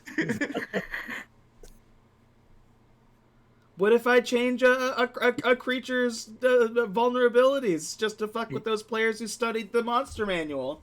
Now Well, a ranger can be like, nah, I know what's up. Yeah. I got the skinny, yo. Well, then just give them 10 monsters that all have different resistances. Immunity players tiers? Did you put this in here? What's its resistances? Different every round. Yeah. Let's see. Roll a d6. It's a chaos monster. See, now you're giving me ideas. Yeah, I know. So yeah, this you don't get the 2 options for the next subclass thing. Yeah. What? You got volley or whirlwind attack for your multi-attack. For this, you just now have conjure, barrage, always prepared. It doesn't count against the numbers of spells you can prepare. You can also cast with the 1st and 2nd level spell slots. When you do so, the spell's damage is reduced by 1d8 for each slot level below 3rd. So there you go. There's some de-leveling of spells. I don't like that. You're making them like math that out and adjust it, and that just seems messy. It seems like they could have just made an easier to scale ability rather than be like, take this ability but minus this and adjust it for the level if you're going to do this. Well, It seems messy. they already do that for upcasting. This is the same thing, just downcasting. Yeah. Like if you cast a 7th level fireball, you just have to add the d8s or whatever it may be, however more you casted it. This is the same thing but in reverse. You're just downcasting it. Yeah, I guess so. Like like the rules already exist, and now you're just doing them in reverse. Which is kind of like, I've heard people ask that question before, like, can I use a 2nd level fireball? Like, no, but No. you can use a higher level one, so why wouldn't you be able to use a lower level one? Why would you want to? Why would you want to? The hell? That's disgusting. Get out of my game. I just want a little bit of fire. Isn't that okay? Just a little bit of spread fire. Just a smidgen. Just 1d6. That's fine, right? We'll also have to see how good Conjure Barrage is, if it's any different. Then I'd have fucking That's people true. like Ardor being like, "Oh, we're in a flour mill. I'm just gonna cast like a itsy bitsy 1d6 fireball." One big one. Just... What's a fire spread gonna do? Come on. Oh my god, I still can't believe that. Like, did he not think? Flour mill. Some people don't know that Fireball. flour is flammable. Some people just That's genuinely true. don't know. As soon as he mentioned that, I'm like, we're in a flour mill. Yeah. I think he, like, once he realized what he had done, he had already felt like it was too late to go back and retcon it, so he was He's like... committed. I applaud him for sticking with it, not asking for the retcon. I also don't think he thought it was going to actually hurt us. Like, he thought it might hurt Eldrin, but... Oh, in Curse of Strahd, I'm taking every Yeah. chance I can to do as much damage as I can to you guys. I don't blame you. I My I level- applaud him for sticking with it, though, being like, oh, well, you know what? I did it. Let's go. But by level 20, when this campaign is finally fucking done, I want all of you to have full-blown psychological damage. I want you to hear Curse of Strahd and shudder like you're going through a war flashback. Varjo will survive, I'm telling you. I have plans for Varjo. Finally, we got the hunters. So this last one, it's just uncanny dodge, plus you can redirect the other half of the damage to another creature within 5 feet of yourself, which I'm kind of meh about because you're a ranger. You're probably going to be using bows.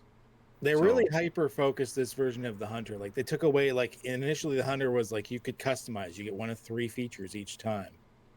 And, Yeah. like, they got rid of the chance to take evasion, which, whoa. Evasion is kind of a big deal. They chose what was their favorite choice of those abilities and just applied it with slight tweaks. By itself, it's not horrible. It's just because we're comparing it to the fact that you could have gotten something better in a previous edition. But that's the thing, because we get to choose now. It's backwards compatible. So in Hunter from old 5e to Hunter from 1D&D, what are you choosing?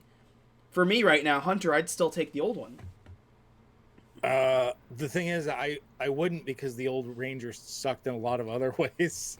Well, not the old Ranger, like just the Hunter subclass. You can't, because they're at different levels.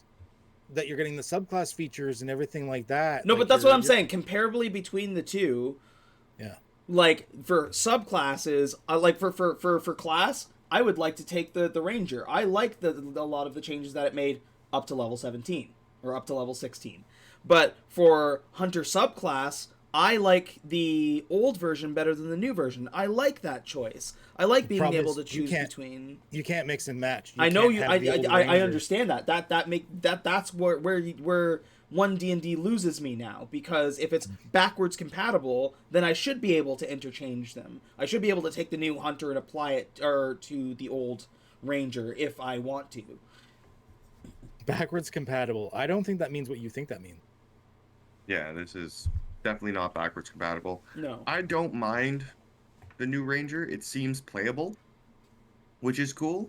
It's a little underwhelming in places, but I really like the Hunter's lore at 6th level. They fixed a few things I think needed fixing. I'm really interested to see what they do with the Beastmaster Ranger, because that's like everyone wants the pet, right? And yeah, of course. They keep trying to fix it, and I mean the fix in Tasha's wasn't bad. It was certainly better than the absolute rubbish that's in the player's handbook. We'll see what they do with it. Yeah. I'm hoping something good. Finally, yeah, me too. We have the Rogue, and I guess I'm gonna take this one. Let's bring up the Rogue on D&D Beyond here. And I'm a little scared because Rogue didn't really need fixing. Like, Rogue's already fucking disgusting as it is, so hopefully we're like, our starting stuff, we're seeing a lot of the same stuff. We got our saving throws, skills, acrobatics, investigation, sleight of hand, blah, blah, blah. Thieves' tools, simple weapons, martial weapons that have the finesse property, which I think is the same. No. Rogue was simple weapons, hand crossbows, long swords, rapiers, short swords, just like a bard. Simple weapons and martial weapons that have the finesse property, which I still think most of those fall under. They took away the hand crossbow from rogues, dude. Yeah. They're doing away with the hand crossbow, boys. We cannot stand for this. We need to petition Wizards of the Coast right now and tell them that we want hand crossbows in our game. Yeah, because hand crossbow is a martial weapon, right? So they just don't have it. They just don't. Rogues just can't get the hand crossbow. Balls, dude. Yeah. Because it doesn't have the finesse properly. It's a ranged weapon. That's a rogue weapon, dude. A little hand crossbow. Come on. Well, here's unless they're changing the hand crossbow to a simple weapon, which they could be. Which wouldn't like it wouldn't be a terrible change, and it makes sense. Like, it's a tiny fucking crossbow. Yeah, exactly. That's what. So okay, I mean, so Wizards of the Coast, hand crossbow has to be a simple weapon now. Because if rogues don't have hand crossbow anymore, there will be riots in the street. Yes, there will be blood. We're coming for you. That's Don't fuck with our hand crossbows. Once again, it's a different GP on equipment if you're choosing it instead of equipment, 110, which I think it's just again reflective of the things that you have available. You're only trained in light armor, so you're not going to be paying the extra for studded leather and everything like that. Short bow. I don't want a short bow. I want a hand crossbow. Don't fuck with me. No, for real though. I mean, you never got to start with one in the old one either, but you should be able to use it. Goddammit. We're taking away your hand We're taking your hand crossbows away. You've all been bad and are getting coal for 1D&D. Yeah, that coal was the fucking 18th level ranger feature. Yeah. Oh my gosh. Just came along and shit on our chests. Like. Jesus. Maybe they're doing away with the hand crossbow because that's like in 5th edition right now. That's how you do like the machine gun build. Just like spinning, going pop, pop, pop, pop, pop, pop. They can't have our hand crossbows. No. That is the hill I'll die on. Yeah. Expertise at first level. So again, we're that Same. theme with experts. They're all getting that expertise at various levels, which I like. I really like. It says this is not the same. I don't know if I like this. It's 2 skills of your choice. It used to be 2 skills of your choice or thieves' tools. But you get thieves' tools as a proficiency automatically anyway. Yeah, but not expertise. Oh, fair. It's not a skill, it's a tool. Oh, because now they're only applying it to skill proficiencies. Yeah. You cannot get expertise in your thieves' tools now. Ooh, girl. That was at 6th level. Well, let's see what happens at 6th level. Maybe they throw something. Maybe you get it later. Yeah. Looks like you're gonna have to answer the door riddle instead of picking the lock. Right. That's right. I fucking put time into it. You're doing the riddle. I will kidnap my players. They will fucking sit there until 3 a.m. until they figure out the fucking puzzle or go home. Fucking tear up your character sheet and toss it. You don't like it? Get the fuck out. You done. Maybe they'll get it later, but like right now, yeah, you can't. It's only skills, not tools, not thieves' tools. That's weird. First level sneak attack is the same. You know how to... Once on each of your turns when you attack, you deal extra damage to one creature you hit with an attack if you're attacking with a finesse weapon or a ranged weapon, and if it meets at least one of the prerequisites. You have advantage on the attack roll, or you have an adjacent ally 5 feet, and the dice increases as you level up. So it's the same. That has not changed. Yeah, that all looks pretty much exactly. First level Thieves' Cant. I understand that Thieves' Cant is that fucking flavor. I forget about Thieves' Cant all the time. I don't incorporate it into my games. That's a DM bad on our part. Yeah. That is something we should be doing in the game. Druids have it too. It's just another language to keep track of. Yeah. Truly. Like if somebody's... I speak in Thieves' Cant, okay, cool, but like we're all still hearing it in English. If you want something cool for Thieves' Cant, I don't know if you guys follow Dale Kingsmill on YouTube, but she had this whole thing about like using like players playing cards and like this like subsystem to like do Thieves' Cant that actually made it really interesting to do. I guess something like that may be cool to incorporate in the game if you know that a player takes that and wants to do something with it. Even just for like flavor stuff, right? Like for the Druid and for the Thieves' Cant, what I've done is just like there's a message in Thieves' Cant on this cellar thing saying that there's a secret door, and then there's treasure or the next part of the quest. Like, but you found it. You know, good job. Yeah. There's wording in here that's interesting. Standard languages and rare languages. I think languages are being subcategorized.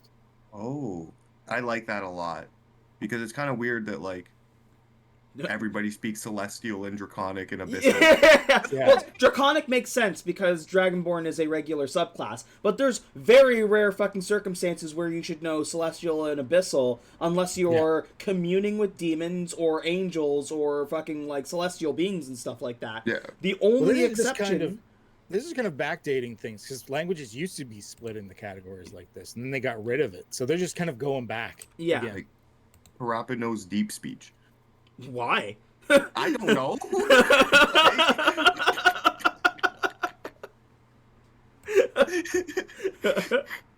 But the reason why had some weird shit too. The reason why it's an option that you were allowed to take, and I'm like, oh, that sounds cool. But like thematically, when you think about it, it's like it doesn't make sense. It's like, why do I need this? When am I going to use this? And like it's like now I may look at your speeches one day and be like, all right, let's include somebody with deep speech just to fuck with them.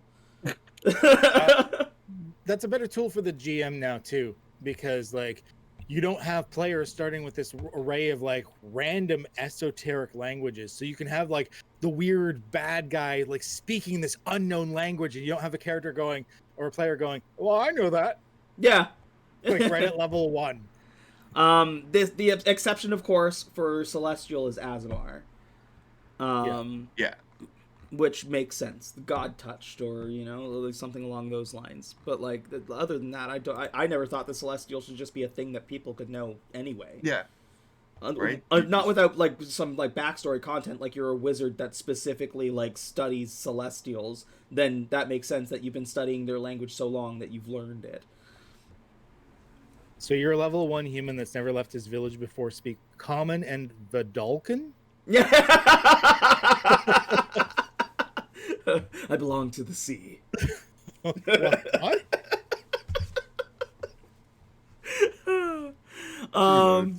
Stupid. I like that this is Thieves' Cant and you learn another language. I like that you're learning something else along the way. It's not just this one fucking obscure thief's language. Cunning action. Your quick thinking and agility allow you to move and act quickly on your turn. You can take one of the following actions as a bonus action. Same thing: dash, disengage, or hide. Yeah. There's not really much you can do to fuck that up, so I'm glad Wizards didn't try. Got our subclass at level 3, feat at level 4. Again, I like as we continue to scroll through and I'm reading this, I'm really liking that they are referring to ability score improvement as a feat, because it did always feel like that. It always felt like you're choosing it as a feat anyway, whether to have those 2 points somewhere. So now it doesn't feel like you're losing something to take a feat. Exactly. Because it is a feat. Yeah, and like I've said the term like, oh, there's half feats, and people are like, what the fuck are you talking about? Well, they're half a feat because you can take an ASI or a feat with half an ASI. Yeah. Now it's just they're all fucking feats. Yeah. And some of them give you plus to your stats and some don't. Way better. Edwin, or a cleric who thinks it's just polite to learn to speak Celestial instead of insisting his god speaks in Common. Yeah. I like that. Yeah, I like that too. We got Uncanny Dodge at level 5. And again, that's the same. That rolls back to me saying, like, there's not really much you can do to fuck with the rogue because it's already such a good class to begin with. Like, I see there's going to be a lot of subtle changes that aren't going to make too much of a difference to how the class works mechanically. Once again, we're getting a 6th level feat that I don't think we get normally at 6th level. 6th level feature. No, you get it at 9. We don't. Yeah, it's different. Expertise at level 7 instead of, I think, level 6. Yeah. And then we get a feat at 8th level and evasion at 9th level instead of 7th. Yeah, that's a big difference. 10th level feat, 10th level subclass feature, 11th level reliable talent. Is that the same? You've defined your chosen skills until they approach perfection. Whenever you make an ability check that lets you add your proficiency, you can treat it a 20 roll of 9 or lower as a 10. So they kept it the exact same. Yeah. Subtle strikes at level 13. That's new. That's new. When you attack, you know how to exploit a target's distraction. You have advantage on attack roll that targets a creature that is within 5 feet of at least one of your allies who isn't incapacitated. Beautiful. Interesting.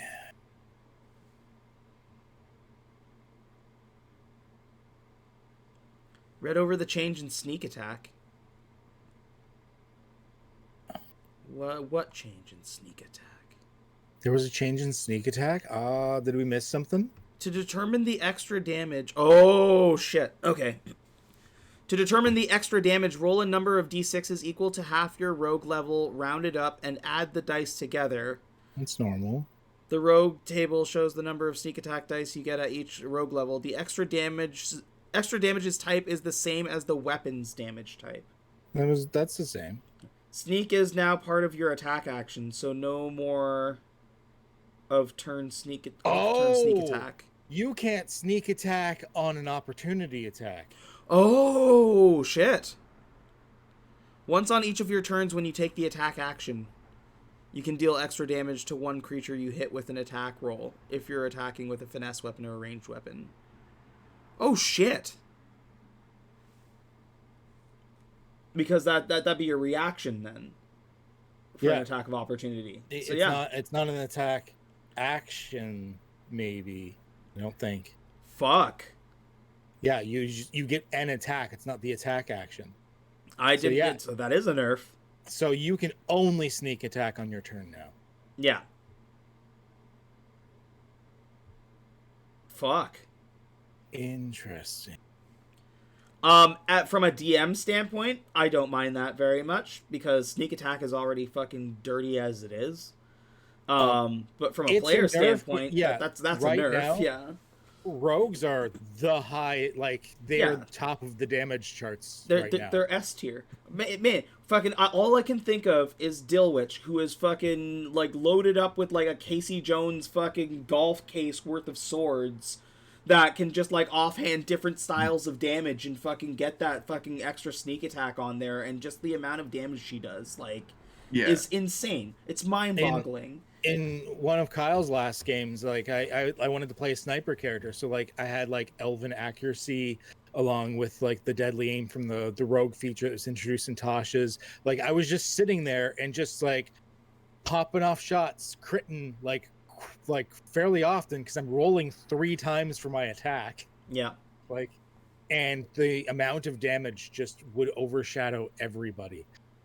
So they're getting a nerf here, which people are gonna like be upset at. I don't hate it. Not. I don't hate it.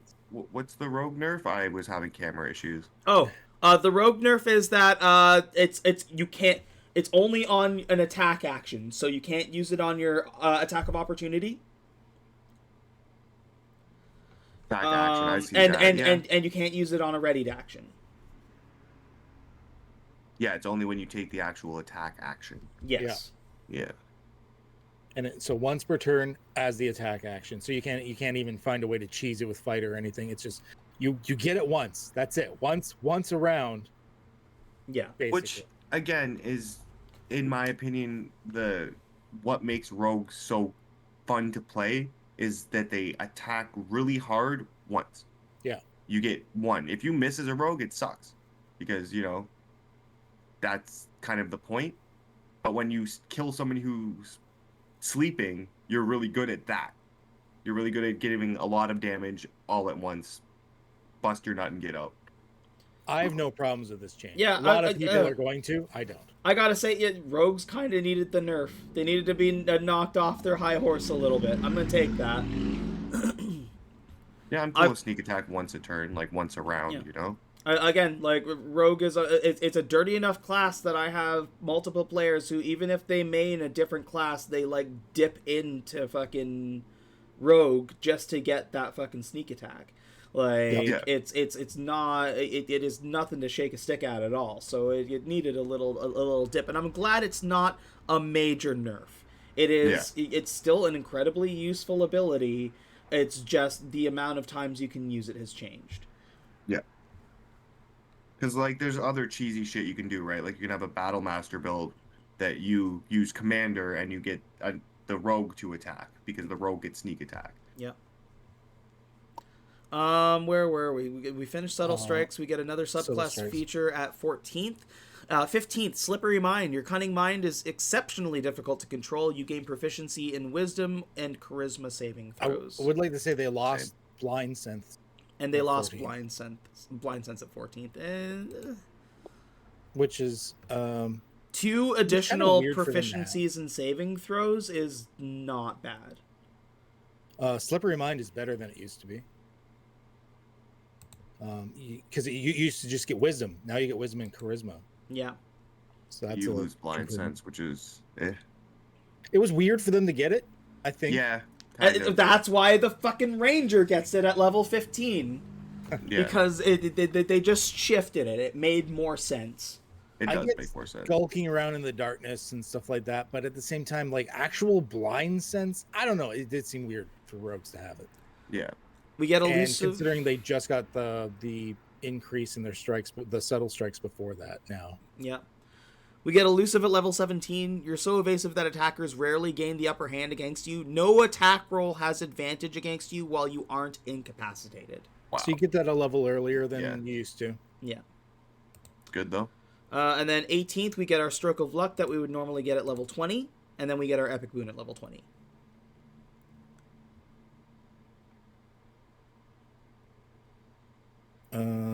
I think stroke of luck is different, eh? Might just be the wording. It's worded. Might be worded. Yeah. If your attack misses a target within range, you can turn the miss into a hit. Alternatively, if you fail an ability check, you can treat the d20 roll as a 20. Here, it's if you fail a d20 test, you can turn that roll into a 20. That is different. It is, but it isn't, because a d20 test counts on like whether it's an ability check or a saving throw or... Yeah, but you're in before it was just if it's an ability check, you could turn it into a 20. But if it's an attack, you just turn it into a hit. Mm-hmm. Now you're turning all of them into a 20, including the attack. Oh, that's an auto yeah, crit. So it'll just turn into an auto crit. Shit. So you just auto crit once per long rest, short rest? Short rest. If you fail. Wow. If you fail. If you fail. So if you get if you fail. I really want to crit. I'm gonna close my eyes on this one. Yeah, roll at disadvantage. Jesus. Okay, and then we get our subclass. Let's scroll down to the thief. Wouldn't have been my first subclass to rework or show well, it needed the rework though, because thief, like, no one takes thief. It sucks in the PHP. All right, fast hands. You have additional options for the bonus action of your cunning action, with which you can do the following. You can take the search action, or you can make a dexterity sleight of hand to pick a lock or disarm a trap with thieves' tools, or to pick a pocket.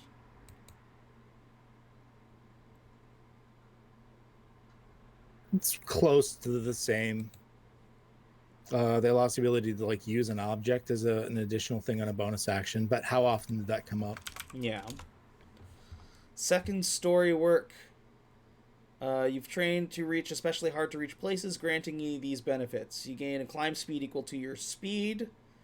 When you take the jump action, you can make a dexterity check instead of a strength check. I'm very interested to know what the jump action is. Well, that's probably gonna be the same as in the player's handbook. Yeah. So dexterity instead of the strength check. So it's you're changing what you're rolling off of rather than how far you can jump. I kind of like that. Supreme. So they're not.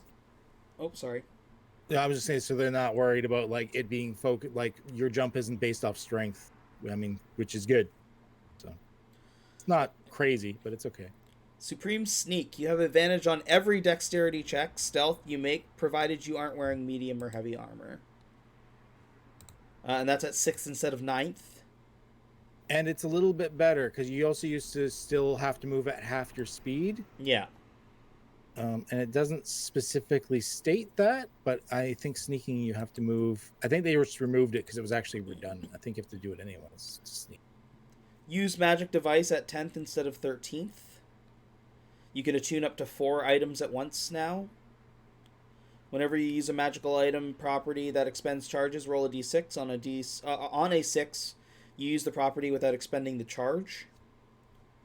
And you can use any spell scroll that bears a cantrip or a first level spell. You can also try to use any spell scroll that contains a higher level spell, but you must first succeed on a Arcana check with a DC equal to 10 plus the spell's level, which doesn't matter for us because we do that for scrolls.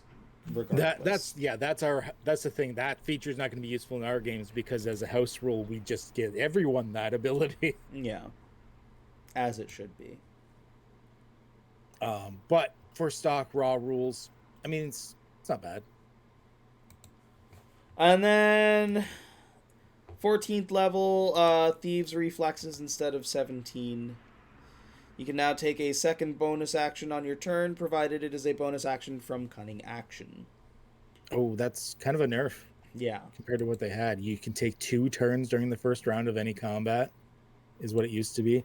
Thief was already one of the shittiest subclasses, and it didn't. I kind of feel like it's not better. What was the old feature for Thief's Reflexes? You can take 2 turns during the first round of any combat. For Thief's Reflexes. Yeah. Yeah, the fact that this cuts it to You can use this feature on a number of turns equal to your proficiency bonus. If you could just do this all the time, But now you're then just getting an that extra might be a bonus thing, action. It's just an extra bonus action. It's just an and- extra bonus action now instead of a full extra turn. But for a rogue, an extra bonus action is a lot because you have Yep. so many things you can do with your bonus action. Yeah, but an extra turn is an extra action, bonus action, and movement. And true. the extra bonus action is provided that you are using dash, disengage, or hide. Yeah. Yes. Yeah, you're just getting an extra cunning action. That's a nerf. That's a big nerf. So unless they've nerfed the rest of the subclasses, Thief is still Thief going to is be the worst. still one of the worst. Yeah. They did nothing to fix it. They Truly. didn't seem like they changed too much about the rogue. No. No, they mostly left alone, which is good. Yeah, agreed. They just nerfed it a bit, although I don't think Thief needed nerfing, but And now we get to feats.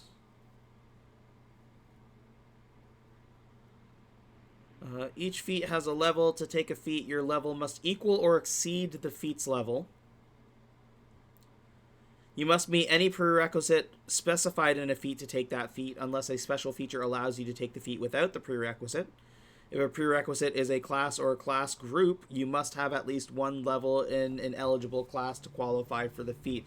For Qed, if you're editing this as well, Adam, this is the point where you add the Michael Scott face going, nope, don't like that. yeah. Yeah, not a fan. So for BHG, I know you kind of dabbled in 3rd edition for a while. I don't know if you ever played Pathfinder. I did, and yeah. Adam, I know you didn't touch those at all. So this isn't as bad because I'm not seeing full chains, but you got so many prerequisites, including other feats being prerequisites and classes being prerequisites and stuff like that, to the point that in 3rd edition, like 3.5 to Pathfinder, even 1st edition, which is sort of like 3.75, you basically had to pre-plan your character levels 1 to 20 in order to get the feats that you wanted, in order to do the things that you wanted. You couldn't just like evolve it as you went, because if you did that, you weren't going to meet the prerequisites and you just wouldn't get the shit that you wanted. I knew people who had fucking, like, pages of spreadsheets set up for just perfectly planning their character from 1 to 20, as if some of their characters would even fucking make it that far. But also, Pathfinder was a different animal, where fucking one character was a fucking Jedi and another character was a fucking weird fairy summoner, and fucking, you know... I made a wizard that could sneak attack with a 60d6 fireball, so Pathfinder was a little broken, yeah. Yeah. But it doesn't have feat chains here that I'm seeing yet, but it concerns me that they are now starting to put more prerequisites into the feats. Yeah. I'm not liking this. It's just maybe it's a little PTSD. Maybe it's not that bad. I don't know if it's just me. Gives me shivers. Now they're defining whether a feat is a repeatable or not as well, so whether you can take it more than once.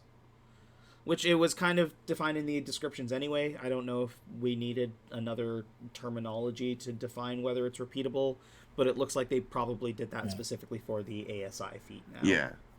Probably, yeah. Because it didn't really need the tag before. Yeah. Just scrolling through quick, I'm not seeing any repeatable feats other than the ASI one. Yeah. It would have been easier if they just kind of stuck with what they had, where it's like, no feat is repeatable unless it says otherwise. Sorry, Elemental Adept has it repeatable, but as long as you're choosing a different type of energy each time. So yeah, they could have saved themselves a lot of printed words if they just had said it's not repeatable unless it says otherwise. And then for those 2 feats, the first sentence could be, this is repeatable. Yeah. A DM can use... Oh, so bonus feats at 20th level. A DM can use bonus feats as a form of advancement after characters reach 20th level, a way to provide greater power to characters who have no more levels to gain. With this approach, each character gains 1 feat of their choice for every 30,000 experience the character earns above 355,000. Epic boon feats are especially appropriate for these bonus feats, but a player can choose any feat for which their 20th level character qualifies. As far as house rules go, I think a lot of people were kind of already doing this if they actually had a campaign at that point anyways. Although, I mean, who uses experience points usually? But my plan was for if I ever had a campaign that got to level 20 that we wanted to take past level 20, I would make the characters dial it back to level 1, but they maintain their stats, features, and abilities that they've learned from that class, and then can choose to take a new class to start pathing into. Or could alternatively take a second subclass or something like that. But I've never had a campaign that has gone past 20th level, so I've never had to worry about it. Usually by the time you've reached, like, if you've actually gotten to the point where you've played enough story where you've gotten to that level, you're kind of like, all right, I think it's time maybe we change it up. Yeah. Anyways. And if you've started at high level and got to that point, then 10 to 1 it was because you had a focused storyline you wanted to do already. So yeah, I don't see much of a need for it. Yeah. But I mean, it's nice to have the option. It's nice it's in there. More options don't hurt. We got our ASI, and that's the obvious one. 4th level feat. That's funny. Especially since like characters, like no matter what you're making for a character for 1D&D right now, they're getting a feat at 1st level anyway. So.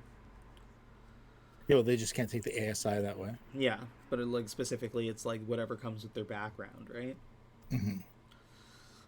Actor feat doesn't look like it's changed very much. You get a addition to charisma score by 1. While you're disguised as a fictional person or a real person other than yourself, you have advantage on charisma checks for performance to convince others that you are that person. And you can mimic the sounds of other creatures, including speech. To mimic a sound or a way of speaking, you must listen to it for at least 1 minute. Anytime thereafter, you can make a DC 15 performance check to perform the mimicry. On a success, you perform it convincingly for up to 1 hour. It's a little different that you only get the advantage on performance. You no longer get it on performance or deception. Mm-hmm.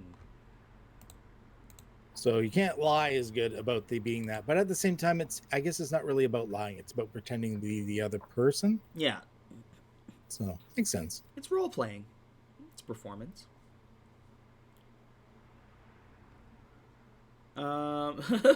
Feat at level 1? I mean, yeah. Essentially, you choose your background, and there's, like, associated feats that you can choose with it. Yeah, it's performance now, Edwin. There's no deception. It's just performance. Looks like. Athlete. And again, these have prerequisites. So we need charisma 13 for actor. For athlete, we need strength, dex, or constitution at 13. Increase your strength, dex, or con by 1 to a maximum of 20. You gain climb speed equal to your speed. When you are prone, you can right yourself with only 5 feet of movement, which is even an improvement from ours. And you have advantage on any ability check you make for the jump action.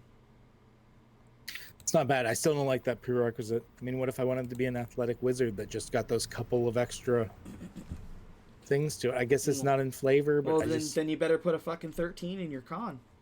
Yeah. Which you should anyway, especially as a wizard.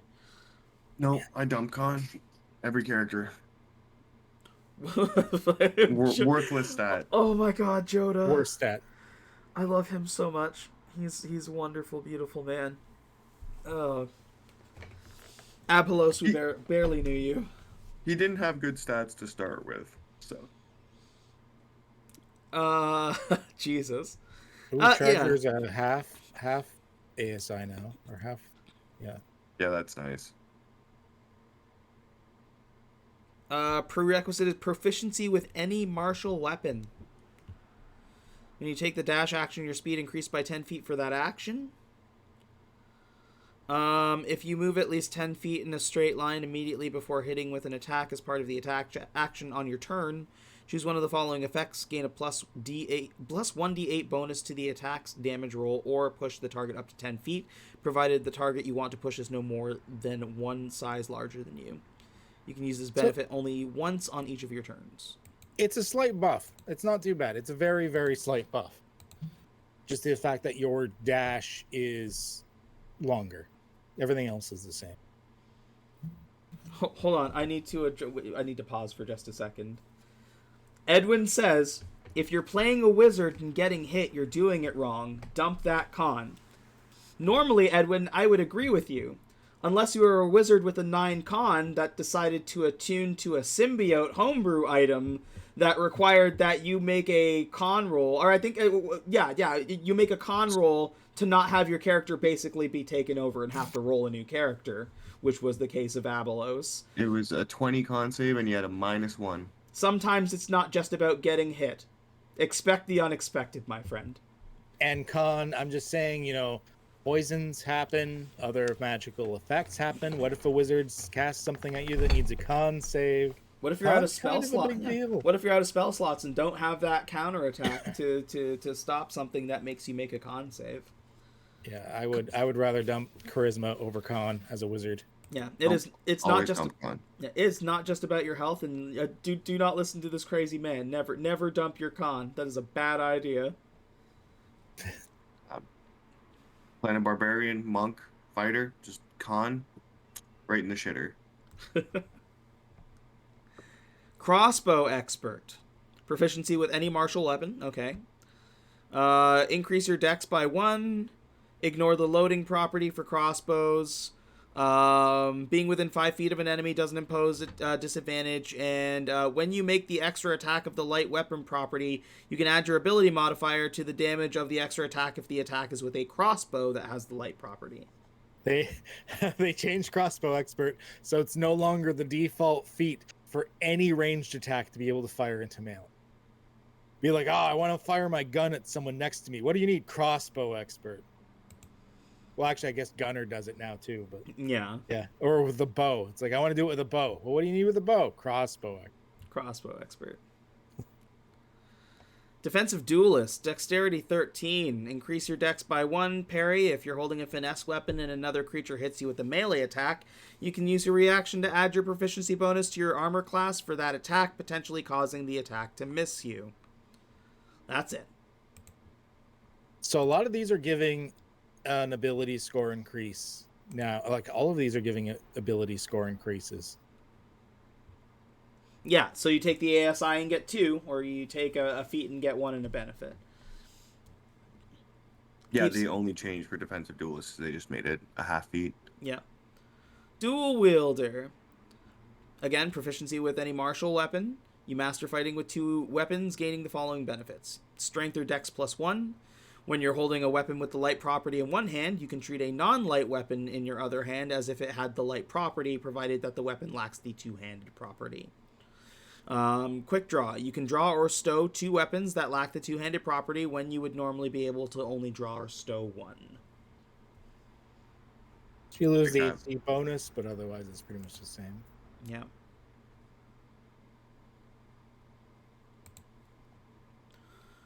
Durable. Con 13. Increase your con by 1. You have advantage on death saving throws.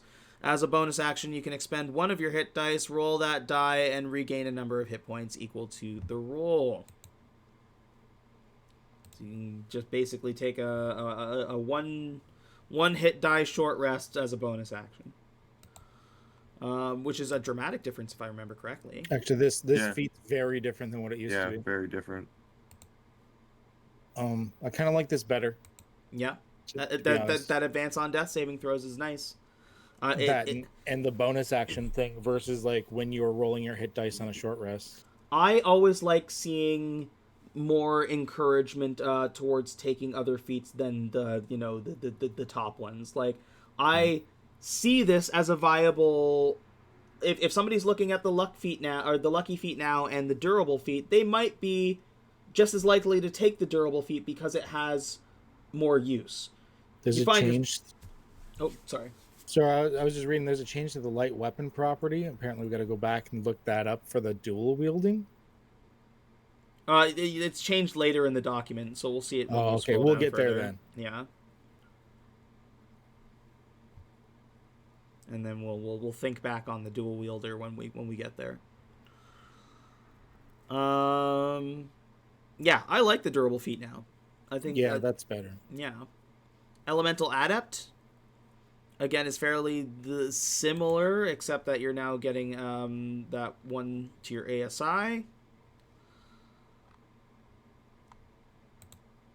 And then again, you can grab it multiple times. Yep. So intelligence, wisdom, or charisma, which is nice for variety there. Choose one of the following damage types, and you can't choose the same damage type more than once.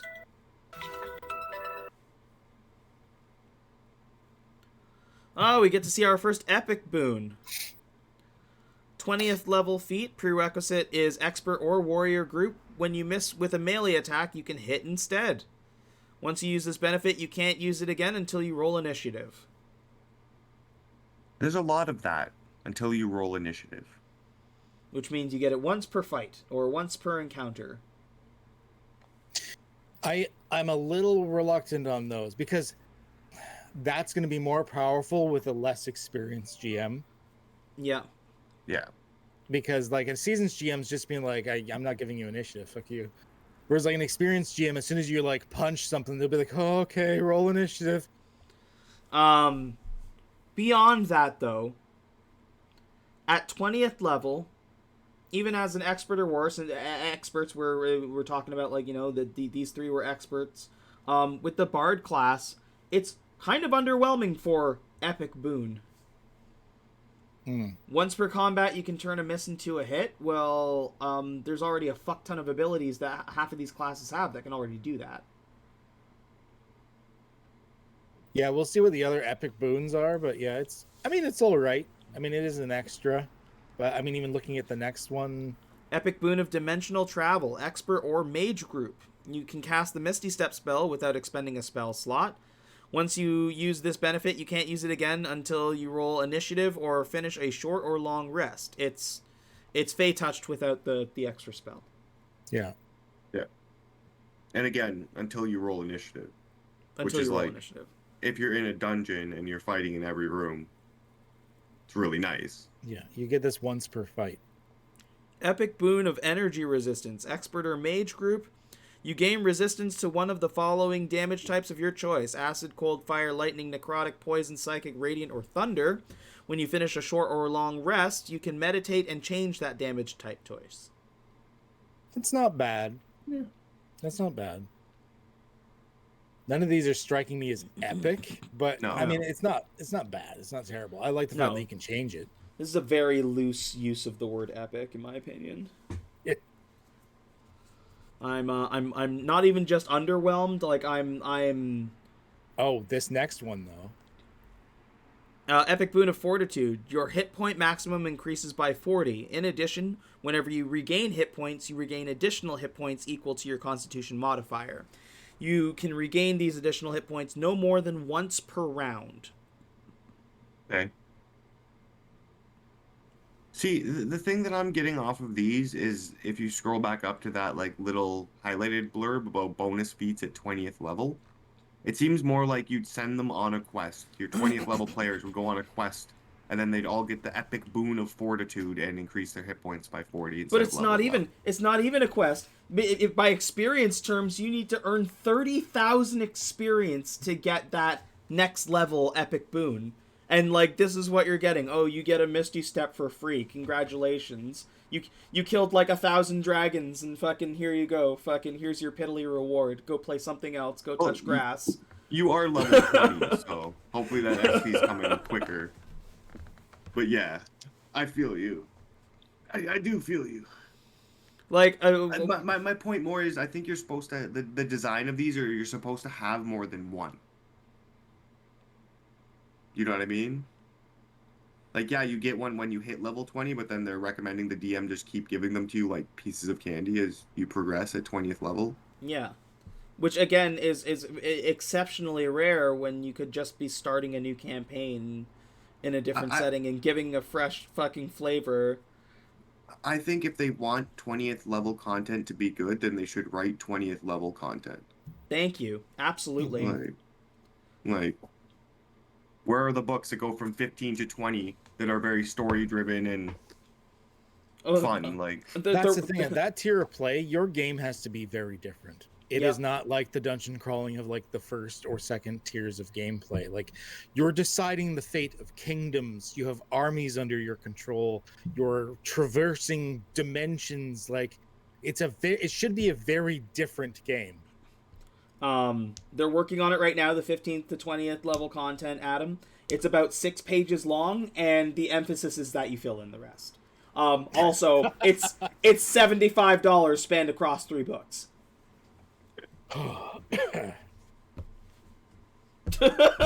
After what we've seen with the last few books, like Spelljammer, Strixhaven and Spelljammer pissed me the fuck off. Yeah, I was not happy. I'm putting together a Spelljammer campaign and using literally almost none of the content that came out of that book. I paid for it for nothing. No, I kind of want to break out my old Spelljammer, like 2nd edition Spelljammer books, and be like, here, read these instead. Yeah. All right, let's let it was all right. Things were like, okay, this is okay. This fucking feat stuff is a train wreck. I'm sorry, like I don't see many advantages except maybe like the durable feat. I just keep everything else. Yeah. You want to include an extra ASI? Fine, sure. Give them an extra 1 ASI point when they take their feat. But otherwise, like, not many of these changes make a lick of difference. And these epic boons, fucking, I don't open up a dictionary. Whoever's at Wizards is fucking using terminology and pick a different word, because this is not epic. This is lackluster at best. You're barely tickling my balls. Yeah. They should be like pretty good. That's kind of adds on to the character boons. I think it's a good name. It's short enough. Yeah. Fairly underwhelming. Why do I have to wait till level 20 to give players half of this shit? Right. I might as well just let them take it as regular feats. It's like some of the regular feats are better. I would be giving out as quest rewards. Yeah. Like, yeah. These are quest reward feats. Like they're like irresistible offense. We get the damage you deal ignores resistances. That's not bad. Luck. Roll a d20. You can roll a d10, add the number to the roll of the test. Once you use this benefit, you can't use it again. Which tells me that they're getting rid of the lucky feat, basically.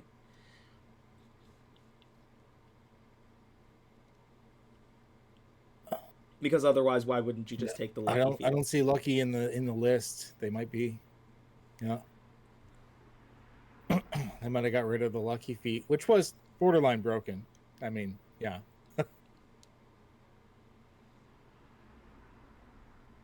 Epic boon of the night spirit.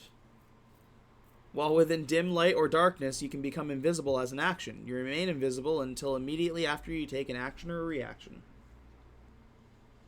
And I guess invisible... Edwin was saying earlier that invisible is a condition now. Oh, okay. Okay. I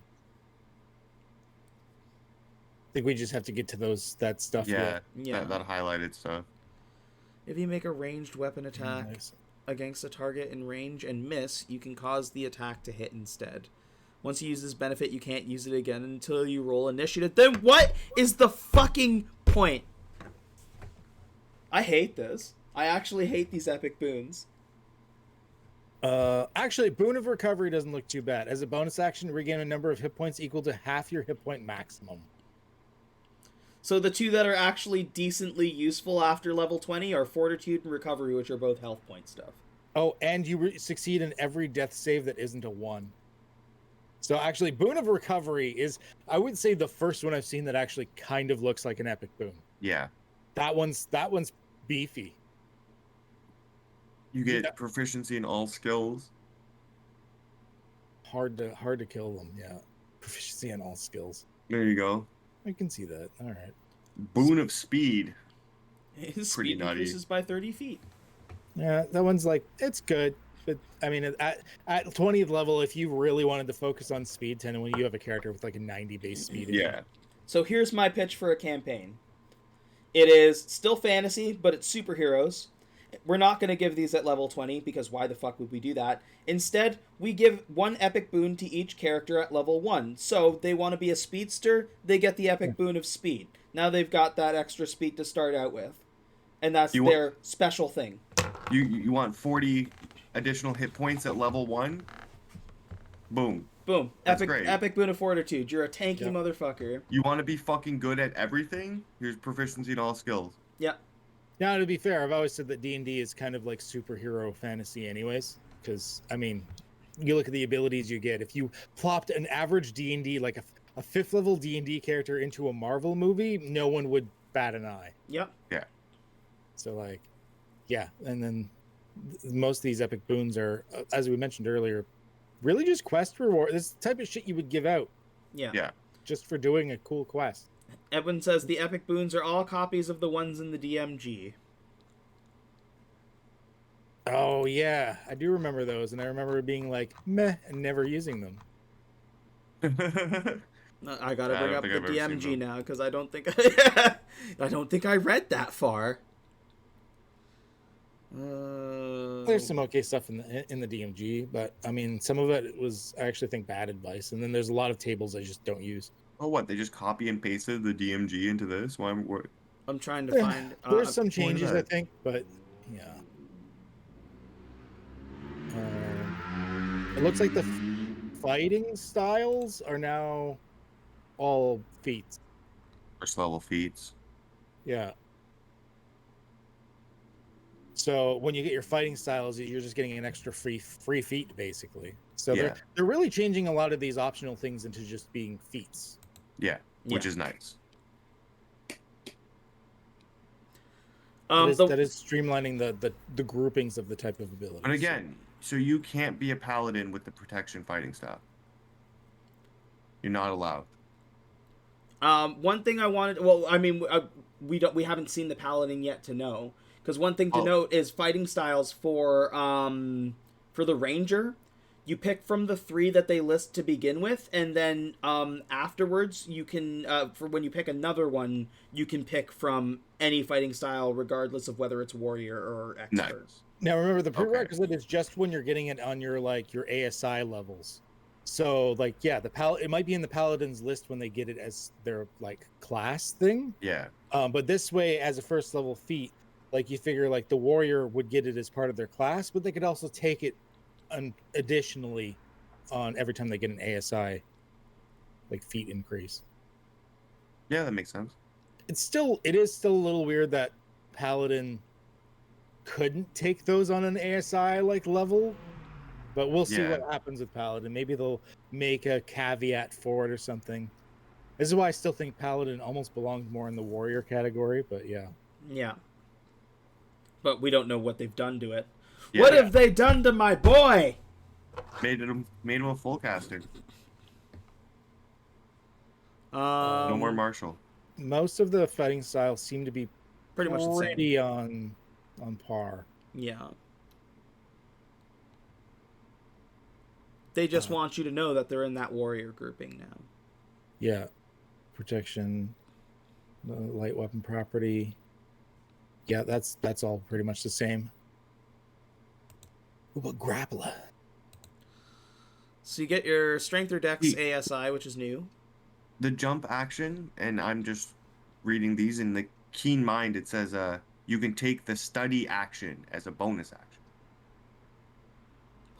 Okay, so the fuck is the study action? So no, that's what that glossary at the bottom is for, that we were making fun of at the beginning of the fucking stuff. I guess we have to actually read the glossary, because that's new. All right. You have advantage on attack rolls against creatures you are grappled with. That's the same. Okay, yeah. You aren't slowed when you move a creature grappled by you, provided the creature is a size smaller than you, which I think is the same. No, is your size or smaller? And no, that's new. That's new. That's nice. So you're no longer at half movement when you're like dragging someone around. When you hit a creature with an unarmed strike as part of an attack action on your turn, you can deal the damage to the target and also grapple it. That is also new. Oh. So you no longer have to. You wouldn't have to replace one of your strikes with a grapple. No, you just hit it and grapple it, which is really nice for monks. Also, I did see in the previous playtest that they were changing the way grappling works entirely. Like the whole grapple mechanics aren't being entirely focused off of like athletics checks or anything anymore. I'd have to go back and review it, but like that's all different now. We might see that in the glossary as well. Grapple, like you just make an attack check to grapple. We're on page 20 of 37. We're making our way through, guys. Great Weapon Master. strength increase immediately after you score a critical hit with a melee weapon or reduce a creature to 0 hit points with one. You can make one attack with the same weapon as a bonus action. Yeah. Same. When you hit a creature with a heavy weapon as part of the attack action on your turn, you can cause the weapon to deal extra damage to the target. The extra damage equals your proficiency bonus, and you can deal it only once per turn. So they got rid of the -5+10 thing. I don't like that. I like the -5+10. Broken.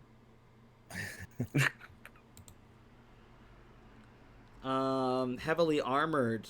Prerequisite is medium armor training. Increase con or strength by 1. You gain heavy armor training. It's no healer feat anymore. I mean, it might still get added, but yeah. That's the thing. I think that like these feats are specific to what these particular 3 expert classes were capable of. I'm thinking that a couple of them they're going to be showing it to us with the next set. So next they'll probably show us like healers and then mages and then warriors, and those individual feats that they can learn will be in those packages. Heavy Armor Master. You can use your heavy armor to deflect strikes, granting you the following benefits. Increase con or strength by 1. When you're hit by an attack while you're wearing heavy armor, any bludgeoning, piercing, or slashing damage dealt to you by that attack is reduced by an amount equal to your proficiency bonus. So very slight buff. Sort of. The nerf in the earlier levels, buff in the later level. Instead of just being a static, reduced by 3. Yeah. Yeah. Inspire.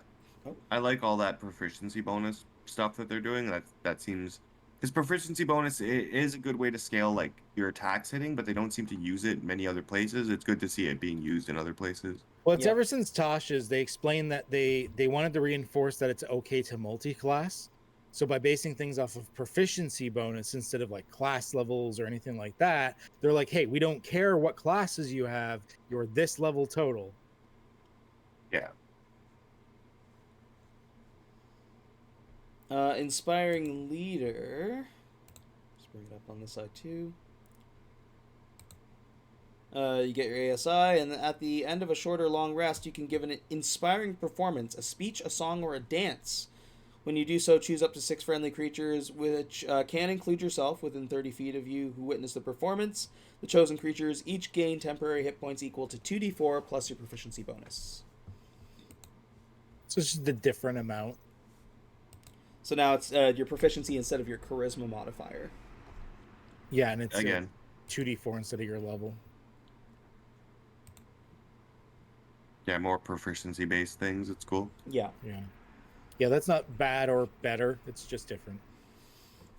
And I think it makes sense because now you're not cheesing feats in the way that you are like now it's an equal opportunity feat. Anybody can use it and have that benefit because as long as your levels are the same or similar, you're all able to have that same proficiency bonus. Yeah. Yeah, it makes sense. Keen Mind. Intelligence 13. Increase your intelligence by 1. Choose one of the following skills. If you lack proficiency in the chosen skill, you gain proficiency in it. And if you have proficiency, you gain expertise. And that is Arcana, History, Investigation, Nature, or Religion. Quick Study. You can take the study action as a bonus action. Whatever that means. This is much better than Keen Mind before, which is all extraordinarily circumstantial. You always know which way is north. Or how many hours before sunrise or sunset. You can accurately recall anything you have seen or heard within the past month. Which kind of a lot of people kind of hand wave with like an intelligence roll or something anyway. Yeah, Keen Mind was always a very... You remember 24 days ago when you called me a bitch? Who's the bitch now? It's like you would only take Keen Mind if your DM was an asshole. Yeah, 100%. Oh, you don't remember the name of the person, like your brother that you lived with for 25 years? Oh, well, you know. Fucking bad. Yeah. It's like, no, I have the Keen Mind for you. You have to tell me my brother's name. Yeah. Lightly armored. You gain the following armor training: light armor, medium armor, and shield. That is much better. You can level 1 armor wizard a little bit easier now. But not only the first feat that we've seen that doesn't have the ASI increase, but it is it's a nerf, because the old one did have the 1 point in strength or dexterity. So they traded out the ASI point for medium armor and shield. Yeah, well, none of the level 1 feats, I think, will have the bonus to the stat.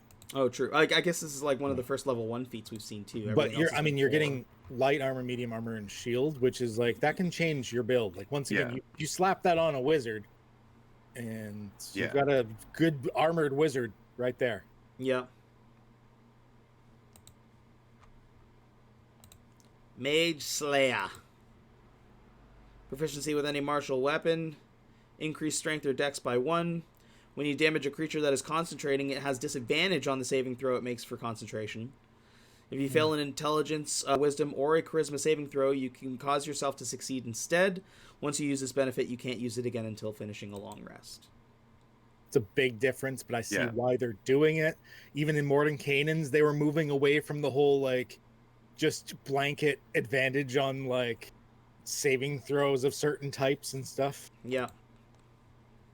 I can see why they did it. Medium armor master. Increase your strength or dex by 2. Or, sorry, increase your strength or dex by 1. Maximum of 20. While you are wearing medium armor, you can add 3 rather than 2 to your AC if you have a dexterity score of 16 or higher. Okay. Yep. So again, just adding the ASI there. But they got rid of the... You don't have disadvantage on stealth checks with medium armors that impose it. Yeah. So, not a big deal. Mounted combatant. Increase strength, dex, or whiz by 1. You have advantage on animal handling when handling horses or other beasts employed as mounts. While mounted, you have advantage on attack rolls against any creature that is within 5 feet of your mount and at least 1 size smaller than it. If your mount is subjected to an effect that allows it to make a dexterity saving throw to take only half damage, it instead takes no damage if it succeeds on the saving throw and only half damage if it fails. For your mount to gain this benefit, you must be riding it, and neither of you can be incapacitated. It's pretty much the same except for the stat boost. And you get animal handling. So it's a slight buff. Observant. Intelligence or whiz 13. Increase either by 1. Choose one of the following skills and gain expertise in it, and you can take the search action as a bonus action. Polearm Master. That's very different than the previous observant. Ooh. You don't get lip reading anymore, and you don't get the +5s to your passive perception and investigations. Okay.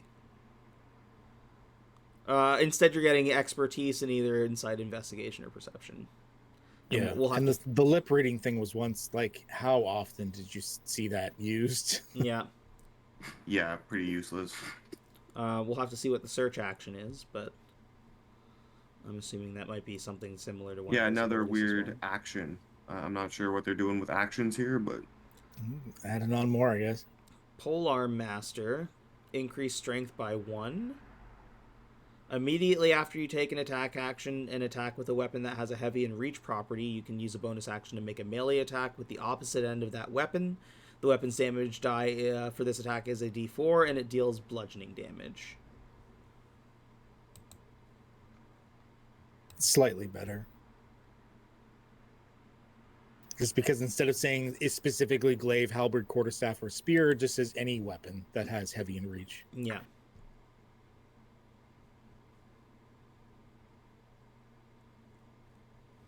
Does not work well with Sentinel. We'll see when we get there. I imagine they're going to change Sentinel, because Sentinel was borderline broken in a lot of ways. Resilient. Yeah. Choose one ability in which you lack saving throw proficiency. Increase the chosen ability score by 1. You gain saving throw proficiency with that chosen ability. About the same. Ritual Caster. Increase intelligence, wisdom, or charisma by 1. Choose 2 first-level spells that have the ritual tag from arcane, divine, and primal spell lists. You always have those 2 spells prepared, and you can cast them with any spell slots you have. The spell casting ability is the ability increased by this feat. With this benefit, you can cast a ritual spell that you have prepared using its regular casting time rather than the extended time for a ritual. Doing so doesn't require a spell slot. Once you cast the spell in this way, you can't use this benefit again until you finish a long rest. Oh, that's a bit of a change. You can't expand upon your ritual casting like you could. Because before, you'd also get a wizard spell book, and as you found spells, you could add to your ritual book. Now you get those spells. That's it. Which makes it much more concerning about what's going to happen to wizards. I'm getting scared about wizards, guys. My babies. Sentinel. You have mastered techniques to take advantage of every drop in an enemy's guard, gaining the following benefits. You increase your strength or dex by 1. Guardian. Immediately after a creature within 5 feet of you takes the disengage action or hits a target other than you with an attack, you can make an opportunity attack against that creature. And when you hit a creature with an opportunity attack, the creature's speed becomes 0 for the rest of the turn. I thought they were going to nerf that more.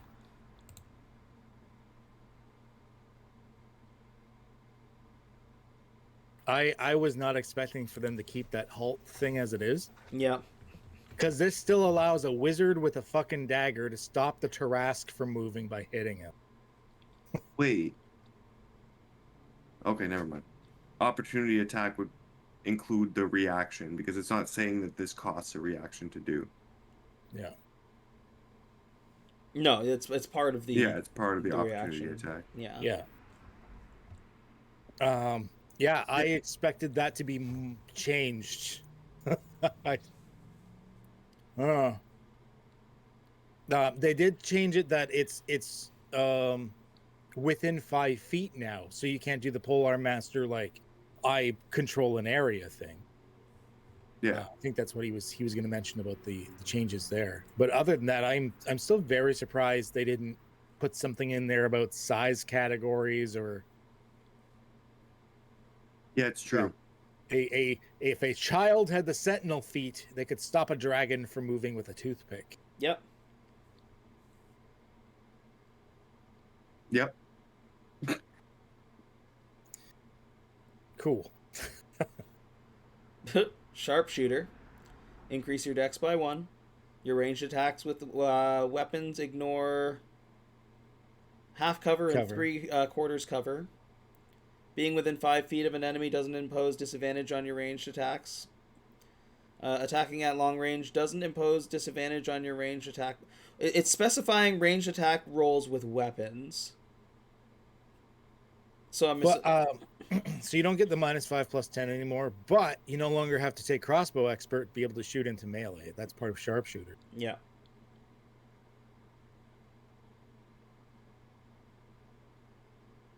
Shield Master. Need shield training. Strength +1. Shield Bash. If you attack a creature within 5 feet of you as part of an attack action and hit with a melee weapon, you can immediately bash the target with your shield, if it's equipped, forcing the target to make a strength saving throw against a DC equal to 8 plus your strength modifier plus your proficiency bonus. On a failed save, you knock the target prone or push it 5 feet away. You can use this benefit only once on each of your turns. So it's a saving throw now because they got rid of the opposed athletics grapple check thing. And if you're subjected to an effect that allows you to make a dexterity saving throw to take only half damage, you can use a reaction to take no damage. If you succeed on the saving throw and are wielding a shield, interposing your shield between yourself and the source of the effect. That's pretty sweet.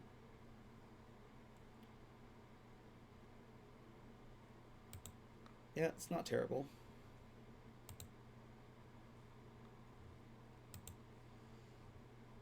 Somebody take over reading for a little bit.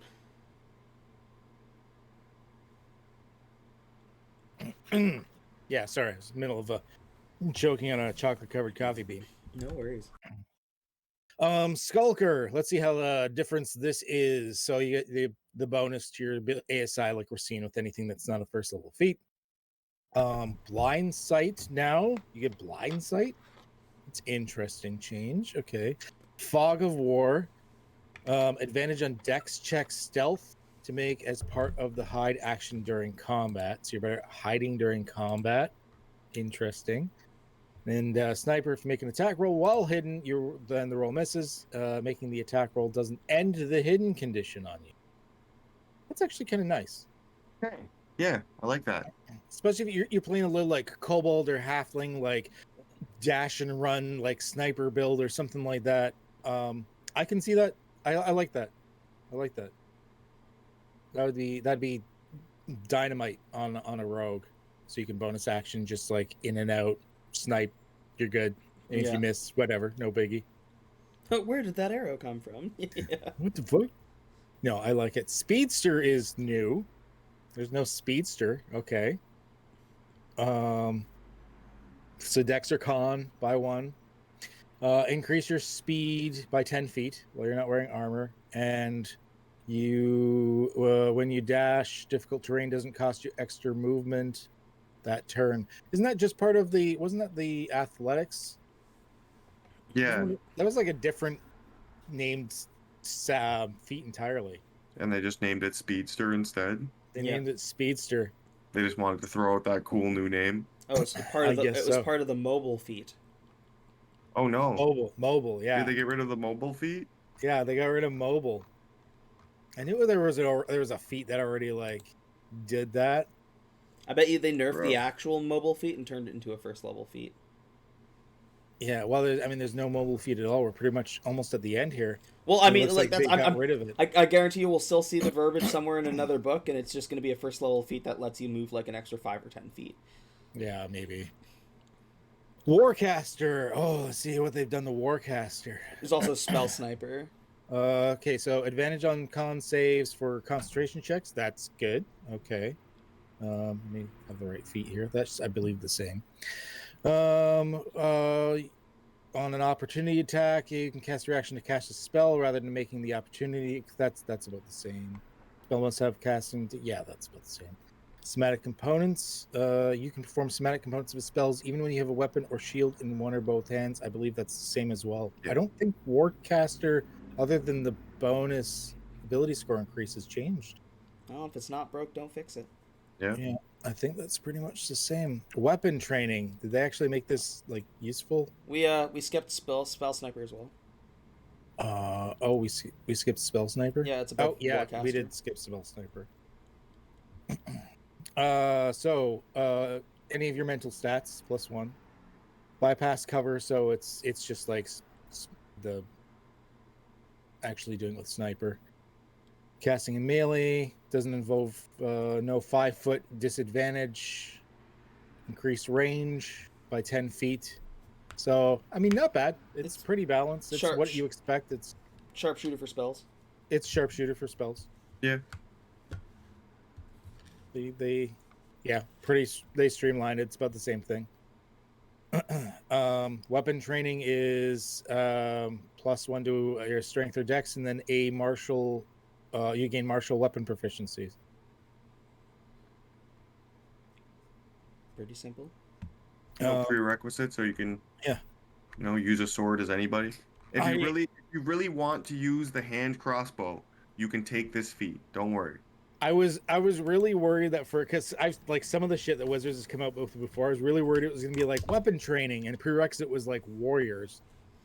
Like because they deliberately left it out. Even if we're running this like 1 D&D, like trying to like test it out, if I'm running, every single character automatically is going to be proficient in hand crossbows, and they're getting one for free. We're taking it back. We're taking a stand here as the D&D players. You dare put such disrespect on the hand crossbows name, Wizards of the Coast, you fucking bastards. Yeah, where's our hand crossbow for rogues? Come on. This is beyond an oversight. You have slighted us. I need to start a petition. Bring the hand crossbow back. Now, this is assuming, like you said, hand crossbows aren't a simple weapon now. Yeah. I can't see them being one, but you never know. I mean, light crossbows are. I mean, hand crossbow is just a lighter light crossbow. So they might. Maybe that's why. Oh, we're in the spell lists, and I'm So scared. spell list, I don't see a reason why we have to like read the entire list. Basically, the lists are split into arcane, divine, and primal now. If you guys really want to read these lists, then download the bloody PDF. Yeah, go now. Go download the PDF, and as soon as they let you do the survey, you fucking go into the survey and you say, "Bring back the hand crossbow." Yeah. It's a rules glossary. So we're gonna get into some technical shit here. Did you guys want me to keep reading, or do one of you want to take over? Let's just take a quick 2-minute break. I need to run to the washroom, and then let's go through all this. This is a lot. This is a But we're on 30 supplement out and a of half. 37. Yeah, we're almost there, Yeah. but like this is a supplement and a half. Like there's Ooh, it covers that's why a I lot. laughed when you're like, "Oh, we're gonna spend like an hour and go through it," and I'm like, Well, that's because the last time, like there was a lot less to it, and like it was enough to be able to get through in like an hour or so. But no, there's a lot to this. Yeah, so yeah, I'll be right back. Okay. Yep. We're gonna hang out and chill with the stream. I am at least. I'm here with you guys. I'm a mod in the channel, so you piss me off. You get banned. I imagine there's some changes to the schools and stuff. I'm not gonna go through. Don't ban me. I'm not gonna go through the like individuals all of those right now. That's a lot. That's a lot. Marks and guidance of new versions in the glossary. Okay, well we're about to go through the glossary. I can speak. We're about to go through the glossary, so yeah. And once again, there will I believe he's got our links in like the stuff down below. For I'm Qedhup. We got below me is Talking with Adam. Above me is Bad Hair Gaming. Our links are all in there. We have all got like YouTube channels and stuff. I think I've been doing the YouTube stuff a bit longer than them, so it's a little bit more robust, I guess. But they have their live games on there and stuff as well. We've got like multiple live games and stuff throughout the week that are edited and thrown on and stuff like that. So check out all of our links.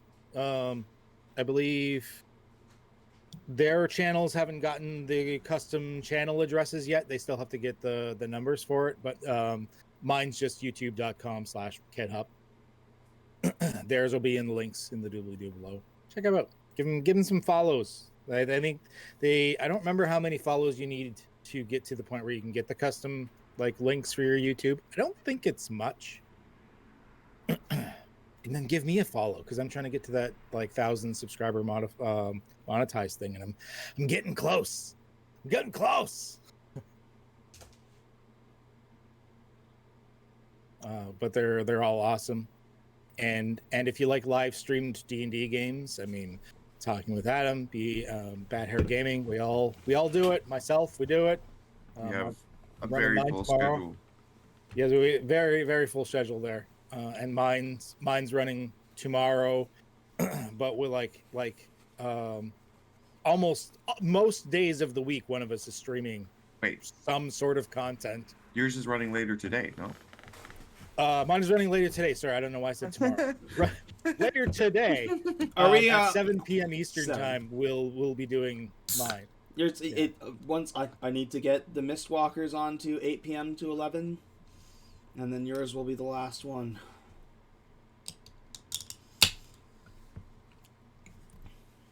On to the 8 p.m. to 11? What? Yeah, you're right now the only campaigns that are 7 to 10 are yours and Mistwalkers. Oh. Because Adam just moved Radiant Citadel to 8. Good. And that's normally... Is everyone preferring an 8 p.m. start? It's be a conversation with it. Yeah, I mean, like I find it's been a lot better for my Wednesday and Saturday games. I mean, like we run from 8 to 11 for Curse of Strahd, and I find it's I can get a little bit more prep done I can like actually get dinner done after work and stuff like that, and be able to eat something and not have to like rush scarfing food before starting at Sure. 7. Yeah, we can have a conversation as a group. The only reason I ever ran it from 7 to 10 as my normals before is because I had a lot of people that are like, they had like those like early shift things for work. So I've always just kind of run my game 7 to 10 as a result, because like 10 was like, they're like, all right, I gotta go bed. Mm-hmm. Yeah, and I mean, like But it yeah, 7 to 10 on Sundays isn't bad because like fucking I work early Monday morning myself, and I know like usually most people do. I think that like even Friday's not bad because it's the end of the the work week. I think specifically like the weekdays 8 to 11 is a lot better. Um, for balancing everything. yeah. Oh, we'll have a conversation. And when mainly healing spells have been moved from evocation to abjuration, so the ranger can still take them. I'm still a firm believer that all healing spells should be necromancy, Huh. because that's like all about like Yeah. life, death, and undeath. It Yeah. makes sense. They in previous editions, a lot of them were actually. Glossary. Do you want me to keep reading, or someone else want to take Yeah, over? I love your voice. Okay. All right. I guess I used to do it professionally, eh? All right. Ability checks is one of 3 types, which is just like it was before, where it was like ability checks. So has the following special rules. Skills. You determine whether skill proficiency is relevant. So it's just like before, although a lot of people kind of ignored like straight ability checks a lot of times and just went for a skill. You can add your proficiency bonus if it rule refers to a strength check, acrobatics, or athletics. You can add your proficiency bonus to the check if you were. Yeah, so technically, although it's kind of harder in a lot of the virtual tabletops because they tie the abilities to a specific, like, or they tie the skill to a specific ability check. Technically, in D&D, you're supposed to be able to mix and match and swap. Like you could do an intelligence athletics check to figure out how like a good training regime would be, like, and things like that. Like you're technically supposed to be able to mix and match. You just don't see it done as often. And it's in a virtual tabletop where people are so used to things being automated. I find that's done even less. Yeah. We gotta automate our shit less. That's what I'm saying. But it makes running 3 games a week so easy. No, revert back to monkey. Yes. We use pen and paper like cavemen. Action required. Making an ability check requires you to take an action unless the rule says otherwise, which is, there's lists and lists of caveats of rules and shit like that. Such as the hide and influence. I was just gonna say, I just saw that it's like influence. What now? So I heard a little bit about this in the 18-minute video I watched with the game designer, that like to influence a creature to be intimidated, persuaded, or whatever, you would have to take an action to do that now.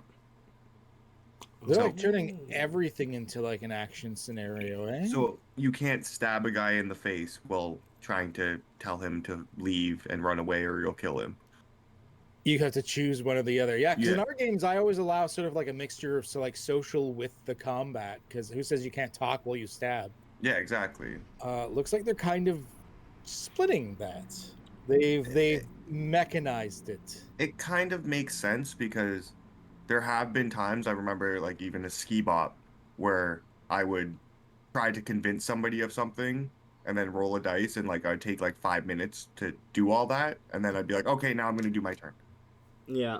And it's Yeah. like, well, you kind of had your turn already, but I get that, because in a normal table, this is a game. You have set rules. It's an RPG, but it's got like, board game elements where you've got certain things. Whereas like I kind of run things a little more cinematic, like almost like you're watching like a movie or an anime where all of a sudden there's like this epic speech in the middle of the combat and everyone like paused to watch and shit.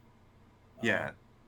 I mean, once again, that's just flavor for the GM. Just because these are the rules doesn't mean you have to stick by it. Rule 0 is you guys do what's cool in the moment. But now there's the other hand of this is one, the DMs who aren't so keen to letting you roll social things during combat encounters now have a rule that players can point to and say, no, I'm going to roll to influence, and I want to influence, and this is a thing that's written.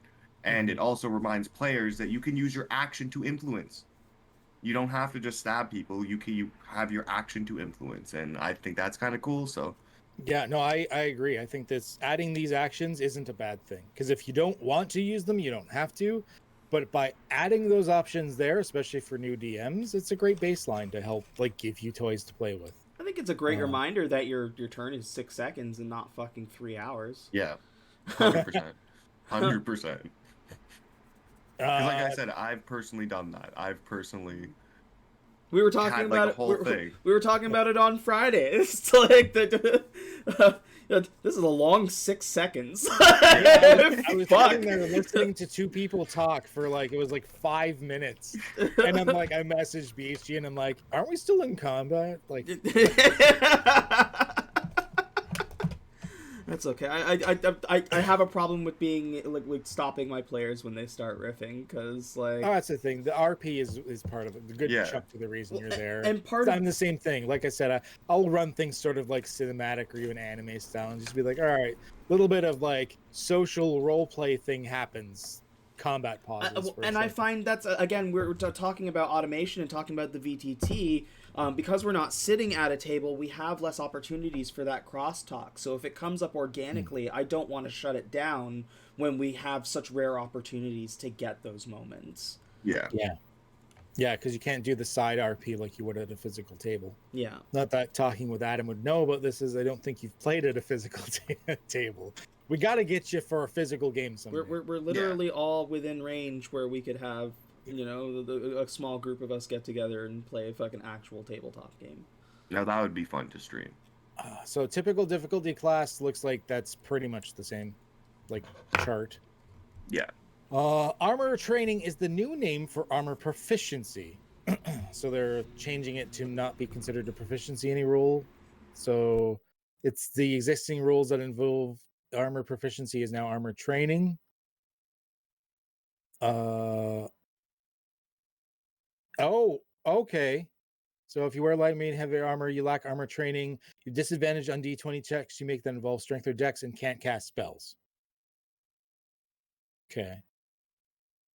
And then you equip a shield, lack armor training and shields. You don't get the armor class bonus of the shield.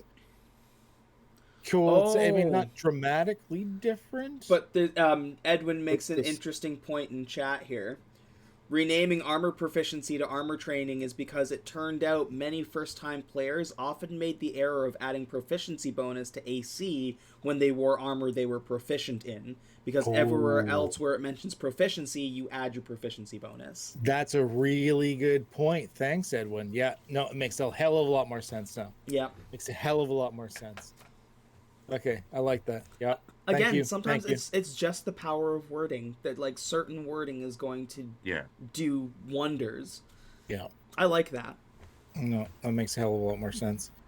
Artisan's tools, category of tools in which the character can gain tool proficiency. For a list of artisan's tools, blah blah blah. See the player's handbook. Those tools now cost 15 gold a piece. So like, there's just like a standard tools are this expensive. And that's it. Okay. I dig that. Attack. You can make one attack with a weapon or unarmed strike. Equipping weapons. You can equip or unequip one weapon before or after any attack you make as part of this attack action, even if the attack is with an unarmed strike. That's slightly different. No, that's amazing. Now you can you don't have to item interaction. You can just pull out both your daggers and stab with them. Yeah. It's before any attack. So not once per action, before any attack. Yep. So you could be like, sword, flail. Well, you have to still unequip a weapon, though. It makes note of that there. You can equip or unequip one weapon before or after any But if you're willing to drop them on the ground, you can just keep drawing new weapons. No, but you can equip or unequip one weapon before or after Oh, Right. one weapon, so you have to pick one. Yeah, so you couldn't, if you equip the sword, you'd have to unequip the sword. and Okay. equip. So I don't know what we're gonna have to look and see if it defines what unequip means. Like, can you still free action just drop it, or is that considered unequipping now? So like once you equip it, that's it. I don't And know. then That's kind of odd. and then on another attack action, you can like unequip it, or but it's still, this allows you to draw multiple weapons, like In on one, attacks. Yeah, Cat- as in one. part of the attack action. Catch Yeah. me fucking just full on hucking long swords so that I can just keep pulling new ones Yeah. out. That's another really good point. Like throwing axes and stuff like that. You no longer have to worry about how many you could draw. If a fighter goes on and full on action surges with like 3 base attacks, and you're getting 6 attacks with like thrown axes, you've got the axes on you. You can now throw all 6 axes. Yeah. That's awesome. So yeah, I like it. Love it. It's good. Love It's it. good. To move on your turn, you can use some or all movements of this action, such as extra. So that's the same. Yeah. Attack roll is one of 3 types. So I'm assuming it's melee, range, and spell. Arcane spells, draw from the arcane list for these people. Yeah. Bark skin. Oh, so like they're mixing in these spells with the glossary of other stuff. Dark skin's just here. Sure. Okay. It looks like it's just because some of the spells are being like redone. Looks like bark skin's being redone. It's sort of each turret's. Oh, so you're not like changing your armor class anymore. You're getting temporary hit points. So it's not like the druid's mage armor. it's more just you're getting temp hit points. Oh, I think the reason why they put bark skin here is to give it as an example of an arcane spell, maybe, or maybe So they noted it somewhere. That's a bit different. It's a bit different. All right. Oh no, it's a primal spell. It does say it's primal spell in the description. Yeah, maybe. Yeah, it's in alphabetical order too. So it's just weird that Blind it's here. sight. You can effectively see within a specific range without relying on physical sight. That looks normal. Isn't behind total cover. Even if you're blinded or darkness, you can effectively see a hidden. That's the same basically. Climb speed. Any situation. Some have the spider climb trait, which allows to work even on horizontal surfaces. Okay, cool. Creature types looks to be about the same. D20 tests is basically the 3 major things: abilities, attacks, and saving throws. And then here's the change to where if a character rolls a 1. Yeah, this is what I was bitching about on the last playtest. I'm like, it doesn't make sense to give them a benefit when they roll a 20. They're already succeeding and having a good time. Give it to the people that just fucking failed. Yep. And they did it. So it's a good change. They listened to me specifically. I kind of have. Well, what is heroic inspiration? Is it just like GM inspiration? Basically. Yeah. They're working in a whole new mechanic where like humans get it like all the time now, and if you like roll a certain thing, you can get it. Like it's a mechanic that's being a lot more used. So first question is, can I use this inspiration now? Can I re-roll my 1 with this inspiration? Whenever a player character rolls a 1, in the other playtest, it was confirmed you could on the 20, which made no sense. But on here, I mean, it doesn't say you can't. According to what I'm reading, I can't see why if you roll a 1, why you couldn't use it right away. They really need to word that differently. So now, I will never roll a nat 1. Yeah. First of all. Second thing is now I'm going to farm 1s. I'm going to close my eyes and start swinging at squirrels until I get a 1, and then I'm going to just keep that inspiration until I need it, and then I'm going to do the same thing as soon as I'm out of combat. They need to reword this to whenever a player character rolls a 1 and then fails the test, because then you've already failed it. You can't change it. Yeah, but it also doesn't stop. Like, the thing is, crits are great because they double your damage. So what that has caused is a meta where people farm crits with reckless attack and all sorts of things because crits are really good. So now having a nat 1 be a thing that is good. You're going to create a meta where people are going to create characters that roll ones. Oh, You can still only have the one inspiration. Yeah, but you still can get that one inspiration before every combat. That's an epic boon according to this document. Yeah, I well, see. it's just like the roll per initiative thing. Like you go up and say, "I'm going to do it, attack a squirrel." The GM's going to like, "All right, you don't need to roll. You just hit it." I scrolled ahead here, just so I can read it because Edwin made a note here. When you have heroic inspiration, you can expend it to give yourself advantage on a D20 test. So it's not a reroll. So you wouldn't be able to use it on that one result already because it's giving you advantage when you use it on a roll. So I have to call that I'm using the heroic inspiration before I roll, and I get to roll with advantage. Yes. I can't fail a roll and be like, I want to use my heroic inspiration to save. Okay. No. That makes it a lot more balanced. Okay, that makes more sense then. So you're basically giving them a free advantage. Yeah. So you roll you have 2 attacks. You roll a nat 1-on-1, then your next one can be an advantage if you'd like. Yeah. Notes. I feel like there's some clarification wording they need to write. A player character gains heroic inspiration if the character rolls a 1 for a D20 test. That 1 must be on the D20 used for the test's roll, not on a D20 that was rerolled or discarded. This heroic inspiration represents a character's resolve to do better after fumbling an attempt. The DM can also award heroic inspiration to a player character who's done something that is particularly heroic or in character.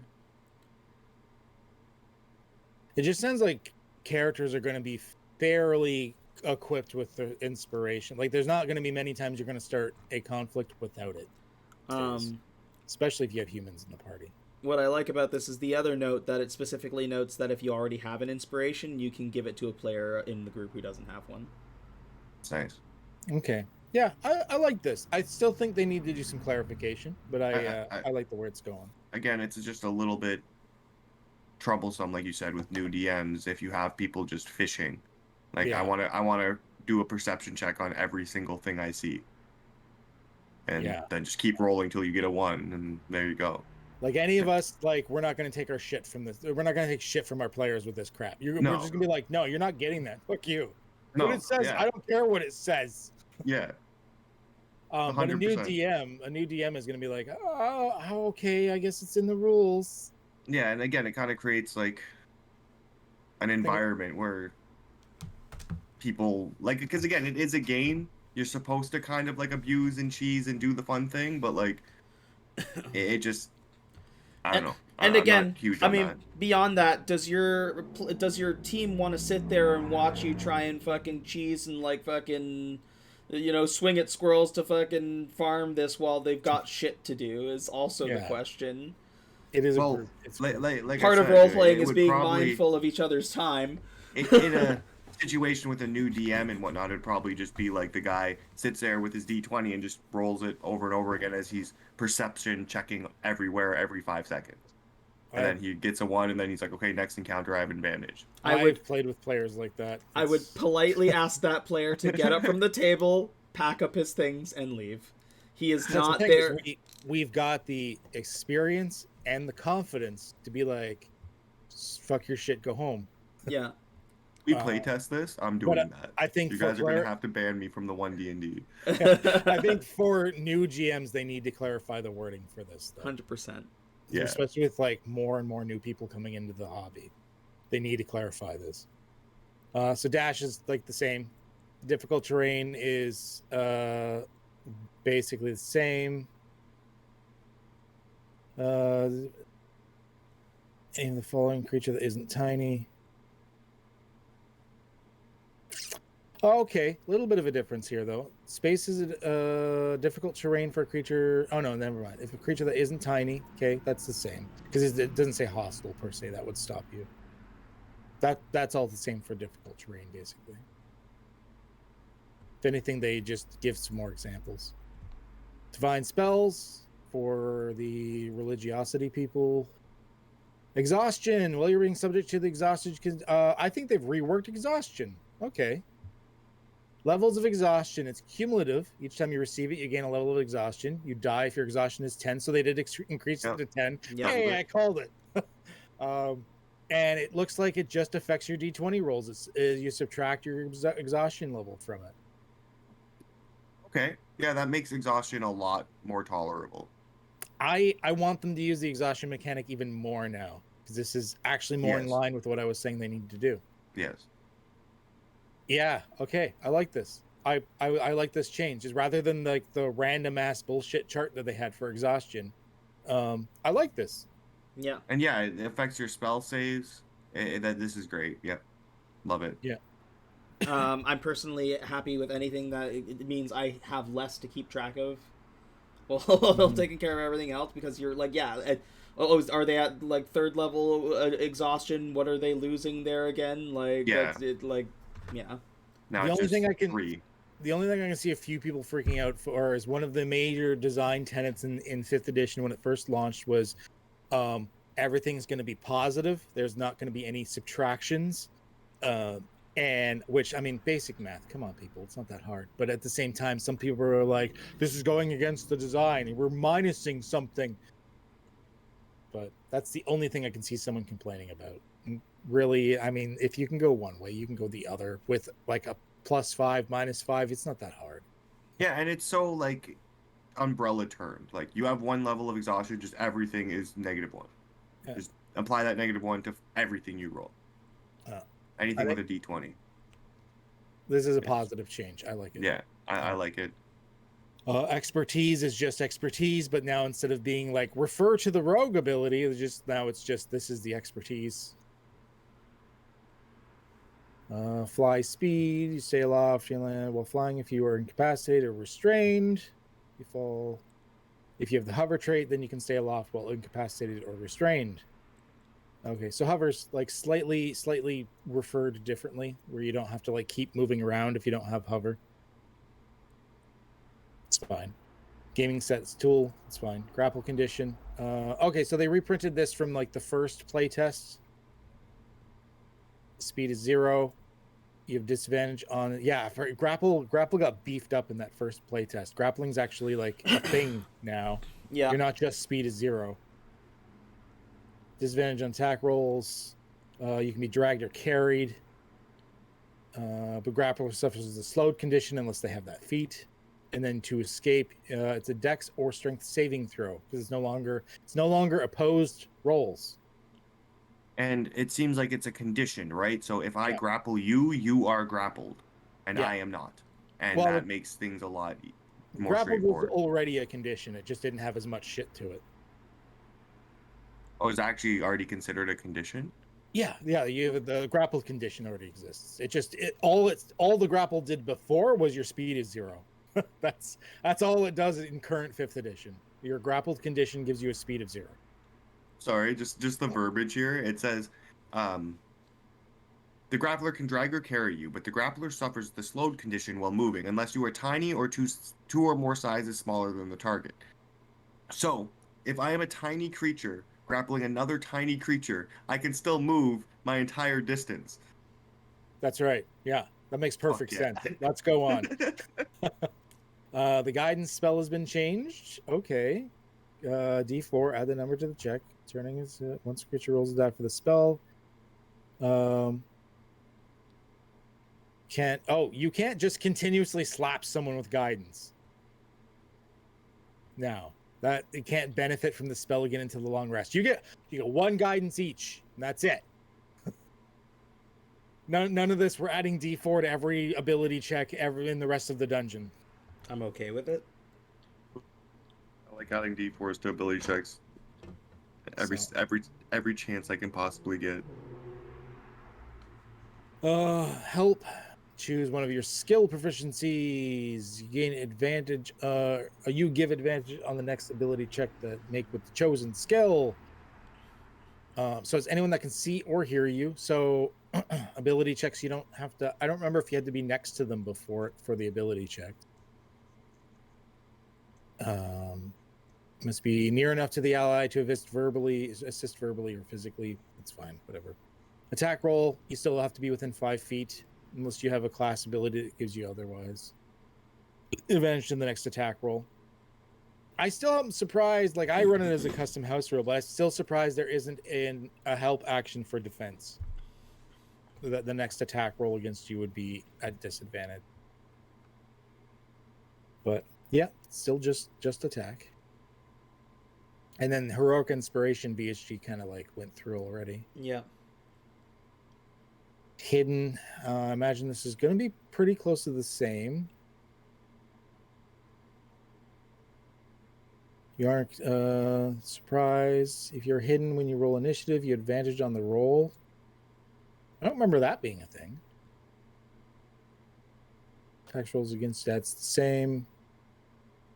So the rest of it's about the same. I don't remember getting an advantage on initiative though. No, that's new. Hide action. Try to you make a DC 15 dexterity stealth check. So it's not against they're really doing away with all the opposed rolls, eh? So if you're hiding, it's just DC 15. So everybody has a passive 15 perception? I guess. Yeah, well, you're heavily obscured or behind 3/4 cover, which is just like it was before. You have to have cover to hide. You can't hide in the middle of an open room. Yeah, it's just a DC 15 check. That's how it's. So from goblin to dragon, It's 15. hiding is the same. Yeah. Yeah. They have to roll a 15. I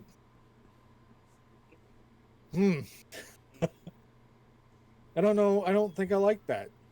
I don't like that either. I don't think I like that. Especially maybe... like with all the bonuses that rogues get to stealth, rolling a 15 is not hard. Mm-mm. So like you're just never gonna fail. You're just always gonna hide, and the dragon's just never gonna see you, and that's weird. Adam, your earlier point was debunked in the chat here. Oh, was it? About like just like making checks until you roll a 1, because in the verbiage here it says that it has to have a chance of meaningful failure. Yeah, that comes back to the whole like the GM gets to decide, like when you roll initiative, the GM gets to decide if you're going to make the check. Yeah. So again, it falls back on the DM. So you're gonna have a player rolling a 1, and then the DM's gonna have to step in and have a backbone and take care of the game when the game should just be playable. I guess get good, son. Yeah. Get good, scrub. learn to stand up to your friends. I'm not sure how I feel about this hide thing. I'm still like I'm a little floored. It's a flat DC 15. I do not like that it's a flat DC. I think that can be used in a lot of like if I make a character that has like I don't know all the ins and outs, but if I make a character that has a plus 14 to stealth, then I'm always hitting. I can always hide. Just gone from anything. Yeah. The Dragmoth Titan just hides behind a large rock. Not a fan. I'm not a fan. I feel like if this made it into the final cut, that our games may run this different. Yeah, this is. I don't like this. Even if they don't want to pose rolls, at least adjust the DC based on like their wisdom modifier or something. I think that like maybe the DC 15 flat would be good to see if you're hidden or not from enemies. But then once you pass that 15, they should be able, like it should be an opposed roll to whatever you rolled. So if you rolled a 28 for your stealth, they have to beat that to be able to see you. Whereas if you rolled a 16, they would have to roll a 16 to be able to see you. I don't like it either way either. Like when we're talking about high level creatures, but like a zombie should not be able to have a 15 that you have to meet. Like a zombie's not going to notice you hiding him. Yeah, it seems a level 1 odd character to have that shouldn't flat have to across the way. All right, so we'll move on from that train wreck. Incapped, incapacitated, can't take actions or reactions, concentration broken, can't speak. That looks like the whole same. Here's the influence. Oh, this is a chunky one. Holy shit. Holy fuck. Ooh, I like this. All right, I'm going to actually read some of this shit because it's new and it's long. So with the influence action, you can try to influence another creature to do something you request or demand. This action can be used only on creatures controlled by the DM, and it isn't mind control. You can't force a creature to do something that is counter to the creature's alignment or that is otherwise repugnant to the creature. This action has 3 main parts: attitude, interaction, and a charisma check. This is like a whole other subsystem they're introducing here. Okay. So attitude. A creature's attitude determines how a creature can influence that creature. Or character can influence that creature. Each DM-controlled creature has one of the following attitudes towards the player character. Now, these are, if you've GM'd for indifferent, friendly, and hostiles, pretty standard shit. Yep. It looks like there might be specific rules tied to each one.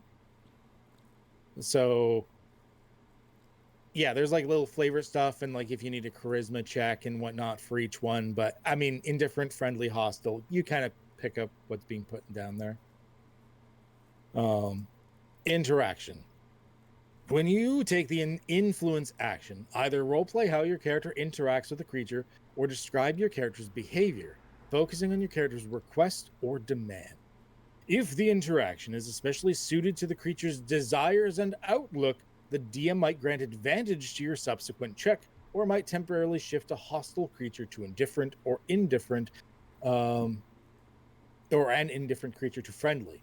Similarly, if the interaction is particularly irksome to the creature, the DM might impose disadvantage on the check, blah, blah, blah, blah, blah. Then the ability check. To determine whether your request or demand is successful, you make a charisma check, or animal handling, deception, intimidation, or persuasion. So really they're just kind of giving a name to what we're already doing with these skill checks. Yeah. And then just setting some DCs depending on their status towards you. Really, this is what we're already doing this. They're just giving it an official action name. Yeah. Which I like. So it clarifies it. Once again, for GMs that have been doing this a while, whatever, no biggie. But for newer GMs, people just getting into this that need that baseline, I like it. It's good. Invisibles, probably going to be the same shit, different day. Yeah. Jump. So it's about the same. I think they're just rewording it. To leap more than 5 feet, you must make a DC if you don't move at least 10 feet before the action. You have disadvantage. You fail, you leap 5 feet horizontally or vertically. Oh, never mind. Did they nerf the amount you can jump? They made jumping an action? A jump was an action. Oh no, jumping was part of your movement. Jumping was part of your movement. Yeah. And you could jump further than that. Sorry, I want to go back for just a second. Yeah. For that influence. Yeah. Again, a note from the chat here. The applicable skill depends on the interaction, with animal handling being reserved for beasts and monstrosities. Yeah, well, I mean, we kind of figured that. I glossed over it. I mean, you're not going to use animal handling for the barmaid unless you're really talking down to her. No, but I mean if it's just beasts or monstrosities, that means you can't use animal handling on a young dragon. I would assume not, because they're intelligent creatures, yeah. Right? Dragons would be persuaded. They wouldn't be. They're not animals. That's fair. Yeah. Like a monstrosity, I get that would animal handling for sure, because it's not rational. It's not intelligent. It's just a monster. And like anything that is in a game this complex, there's always going to be exceptions to the rule. 100%. Yeah. Yeah. So jump. You can only jump 5 feet. On a failed check, you leap. Oh, on a successful check, the check's total determines the distance in feet that you can clear horizontally, or half that if you're this. Oh, okay. You attempt to leap more than 5 feet, so you make a strength check, and if you make it, you can jump a number of feet equal to what you rolled. That's different.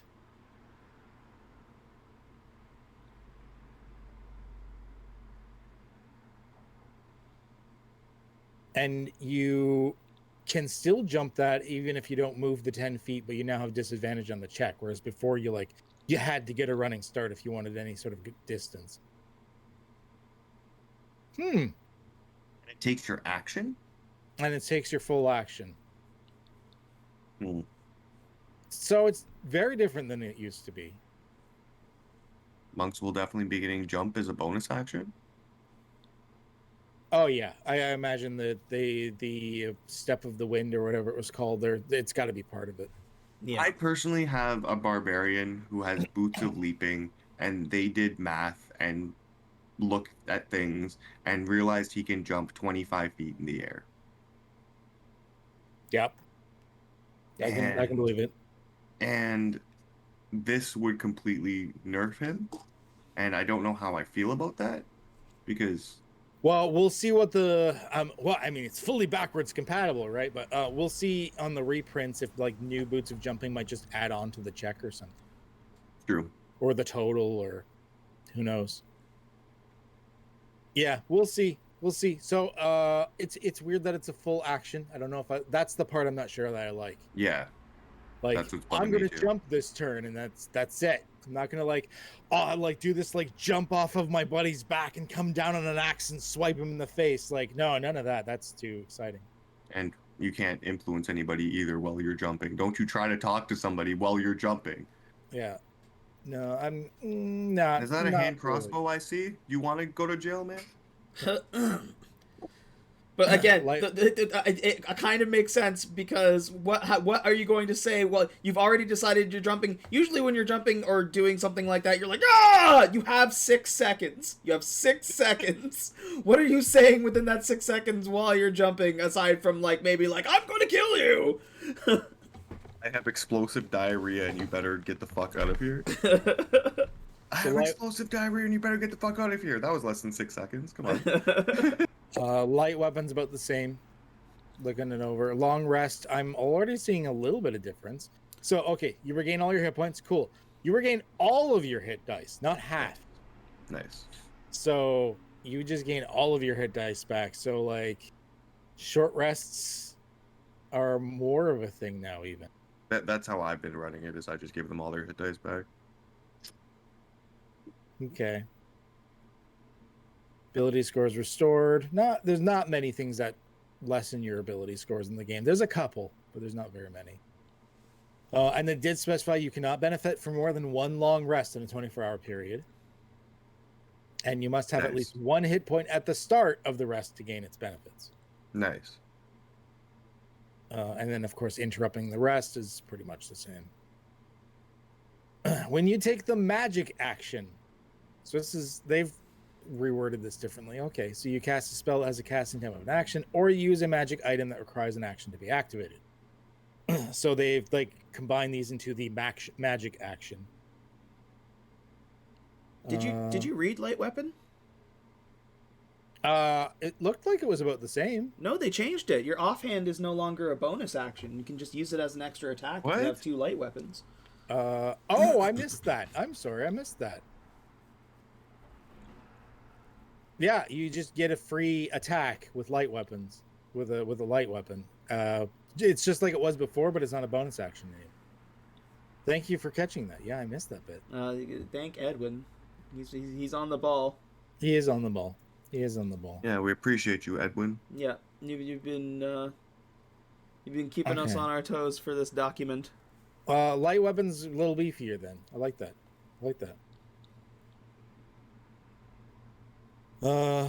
So, and then casting time of 1 minute or longer, you must make the magic action on each turn of that casting and maintain concentration while doing so. I mean, we kind of did this already, but they're like spelling it out for you. You got to concentrate while casting the spell, or the spell fails. Yeah, makes sense. Move. When you move, you can go distance equal to your speed or less. You can break up your move. Moving around other creatures. You can pass through the space of an ally, incapacitated creature, or tiny creature, or 2 sizes larger or smaller than you. That's the same as it was before. Another creature's space is difficult terrain for you unless that creature is tiny. That is the same as it was before. Can't willingly end your move. Yeah, you can't phase into somebody. Climb or swim should be doubled. It is. Special speeds. If you have more than 1 speed, choose which one to use. Not both. If you take more than one move on a turn, you can have more than one speed. That's about the same, actually. Speed of 0. Yeah, it's about the same. Musical instrument being a tool. Cool. Primal spells. Are primal spells. Ritual casting. It's casted as a ritual. And then they're using the standard player's handbooks for that. Cool. Search action. This one's new. When you take the search action, you make a wisdom check to discern something that isn't obvious. And then they get the table below to suggest what it is: insight, medicine, perception, or survival. Okay. So investigation's not in the list. No more insight into statues? Damn. Come on. Oh, that guy. That guy.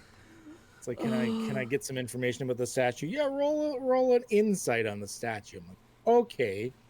That was the same guy that had like the tokens, like the shark was 2.7 squares long by like 1.3. Like, all right, well, this is gonna make real difficult for measuring my spells. Cool. And all the maps look like they were drawn by a toddler. Short sword's a simple weapon now. That's nice. It used to be like that in previous editions too. Where's the hand crossbow? Where the fuck is the hand crossbow? Yeah, way past H, wizards. Getting mad now. Slowed. So double movement. Attacks against you have advantage. You have disadvantage on dex saves. Here's the study action. So not too chunky. When you take the study action, you make an intelligence check to study your memory, a book, a creature, a clue, an object, or another source of... Oh, this is where investigation comes in. The areas of knowledge table suggests which skills are applicable when you take this action. I like that they're defining these things a little bit better for this. Yeah, Because there's been many times where it's been really haphazard, especially between investigation and perception. Yeah. Like, too many times, like, there are times that they're obviously separate, and then there are times they're like, I don't know. This very, very clearly differentiates between them and all the other things. I think this is good. Just it's verbiage. It's just good shit. Yeah. Swim speed, same thing. Cool. Tool proficiency. You can add that proficiency to any ability check, so it's just like it was before. Wait, maybe not. If you have proficiency in the skill used with that check, you have advantage on that check too, which means you can benefit from both the skill and tool proficiency of the same ability check. Oh. So wait. So if you have sleight of hand and thieves tools, you get advantage on your thieves tools check? Yeah. I think so. So that takes care of your expertise.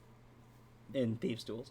Oh, that's why there's no expertise in thieves tools anymore, because you're adding that on. See. Because you're good at the tools and you're good at the sleight of hand, so you're just fucking great at it. So you get advantage, dog. I like it. Wow. Okay. Yeah. Okay. Cool. Whoa. Rogues are gonna get real chunky with some of their like tool-based stuff now. Teleportation. Did they say this for a reason? Doesn't expend movement, never provokes. When you teleport, all equipment you're wearing carrying teleports with you. If you're touching another creature when you teleport, that creature doesn't teleport with you unless it says otherwise. If the destination is blocked, you can instead appear near the nearest unoccupied space of your choice. So none of the like damage and then get shunted. The description of the teleportation tells you if you must see the destination. If I can't damage them for it, I'm still gonna make something like you taste the color purple for like just a couple seconds.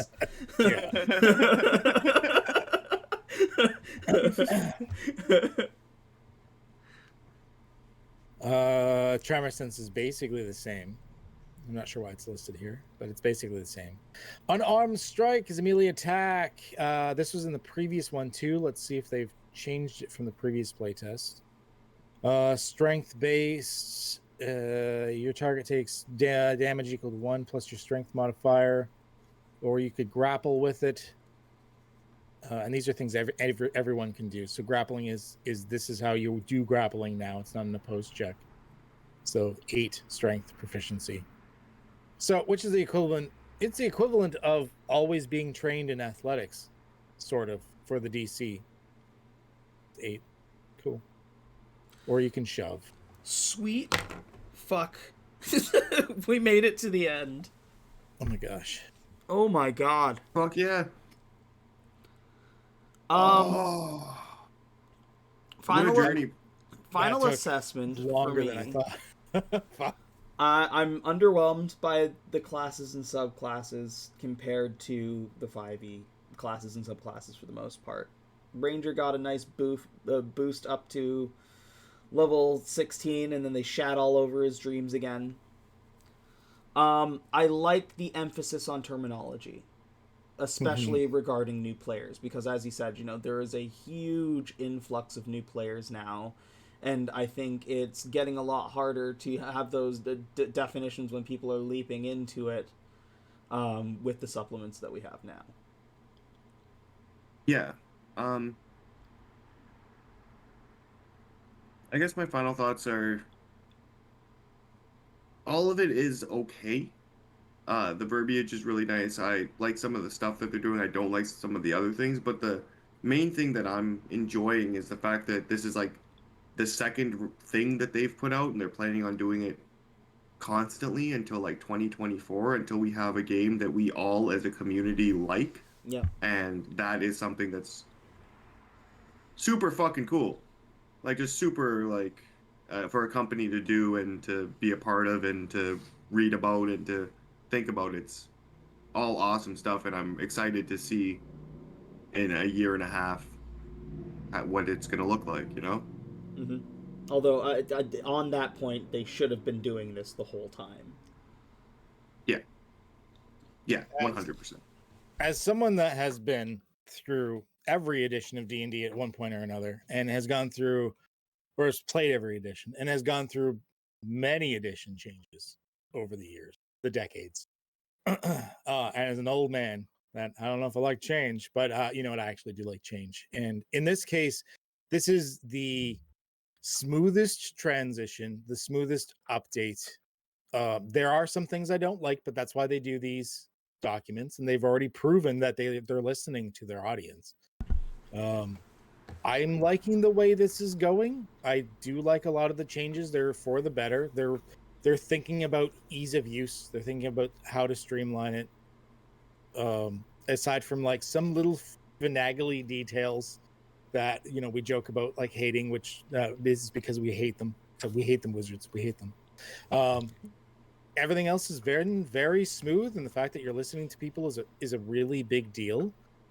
So listen to us now. These rules are going in the right direction, and if you ever write anything like the Spelljammer books or Strixhaven books again, we're going to punch you in the face. For anybody watching this, that being said, get over to Twitter and hashtag justice for hand crossbows.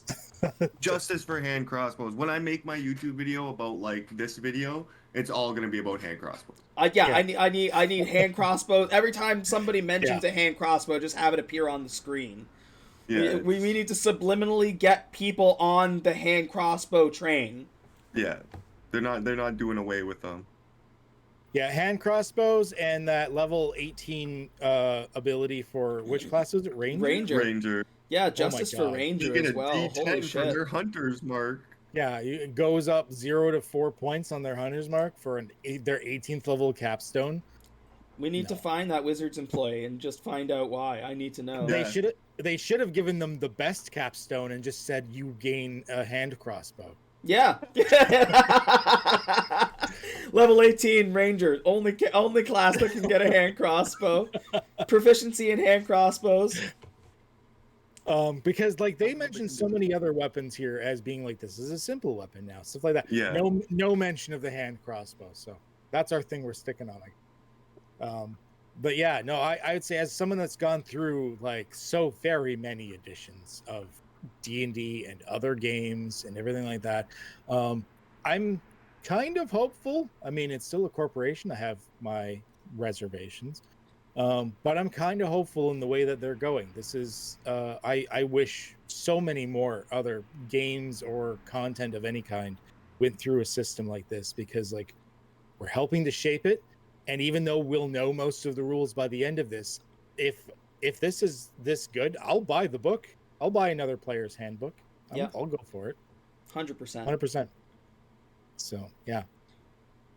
I think it's good direction. That's my final. That was a journey and a half, boys. I feel like I came into this a young lad, and I'm leaving a grizzled man. This is It's been 96 years. Yeah, and we have to go back to streaming again in like 2 hours. 2 hours. No, I got leftover spaghetti. I'm good. I made curry last night just so I'd have curry for today for all of my meals. Pre-prep is how we do it. So yeah, I guess we should end this so we can have a little bit of a break before we go back to this shit. Yeah, honestly, thanks to everybody who tuned in. Edwin, you were a valuable resource, and if you have like a stream or something, thank you for the follow there. Yeah, Edwin, if you have a stream or something that we can throw in the comments for the YouTube channel, please get at me or Qedhup or Talking with Adam in a private Twitch message, and we will add those links to our respective pages, because you have been a valuable resource in keeping our eyes on the little details that we were skimming over. And I think, with your insight as well in regard to this, it was a much more enhanced experience. So thank you. And if you want to hang out with us tonight, we are going to be doing episode 2 of our Windermere Fantasy Online our game campaign, which is over on, I actually stream just on YouTube right now, not on Twitch. So it'll be on youtube.com/Qedhup if you want to hang out with us tonight in just a couple of hours. Yeah, if you scroll down just a little bit, you're going to see that there is a list of a bunch of names of people who stream and all of their links, and Qed, I think, is at the top of that list. So you can go ahead, check him out on YouTube. Tonight, we're all going to be there and destroying shit with canoes. So you'll have to tune in to figure out what that means. Portage! Portage! Fucking Emmett, dude. Let's go. When I share this YouTube video on Twitch, I'm definitely hashtag justice for hand crossbows. So we need to let's get that fucking trending. All three of us. I said, when I make a YouTube video about this and post clips from here, it's gonna be all about the hand crossbows, the real crime of D&D 1. We need to get it trending. Oh, from the Netherlands. Oh, well, thanks for coming over on the late times there and hanging out with a bunch of the Canucks, the Canadians. Yeah, just Canadian things, you know? Just Canadian things. We're gonna do it. We'll raid out. Let's raid out to Extreme Puffindale, because I haven't seen him in a while. I have a shirt of his. Guess I can stop my recording. Beep. Oh, that's gonna be a chunkier recording than I thought it was gonna be. Fucking almost 4 hours. Yeah. Oh, that's gonna be like the Windermere prologue. It's gonna be fucking huge. Well, I'll have less to cut out and edit. For those on the Twitch, thanks to everybody who tuned in. I love every single one of you. I hope you have a wonderful day, afternoon, or evening, wherever you are. And as always, power to the players. When you finally get transferred over, please say hi to Extreme Puffindale. Show him lots of love. Spread those emotes if you got them. And until then, everybody have a wonderful night. And we'll see you over on the Windermere campaign in about 3 hours. Or 2 hours now. Something like that. 2 hours. Almost 2 hours, yeah. There we go. Justice for hand crossbows! Justice for hand crossbows! And for everybody on the YouTubes, thanks for joining and watching us for this wonderful experience. Head over and also subscribe to Qedhup on YouTube if you haven't already, because I'm on half of his content anyway, so why aren't you there? Same with Talking with Adam. Go check him out on YouTube, check him out on Twitch. The links are in the description below. Love all of you as well, and that's it. We're out. Fuck yeah, dude.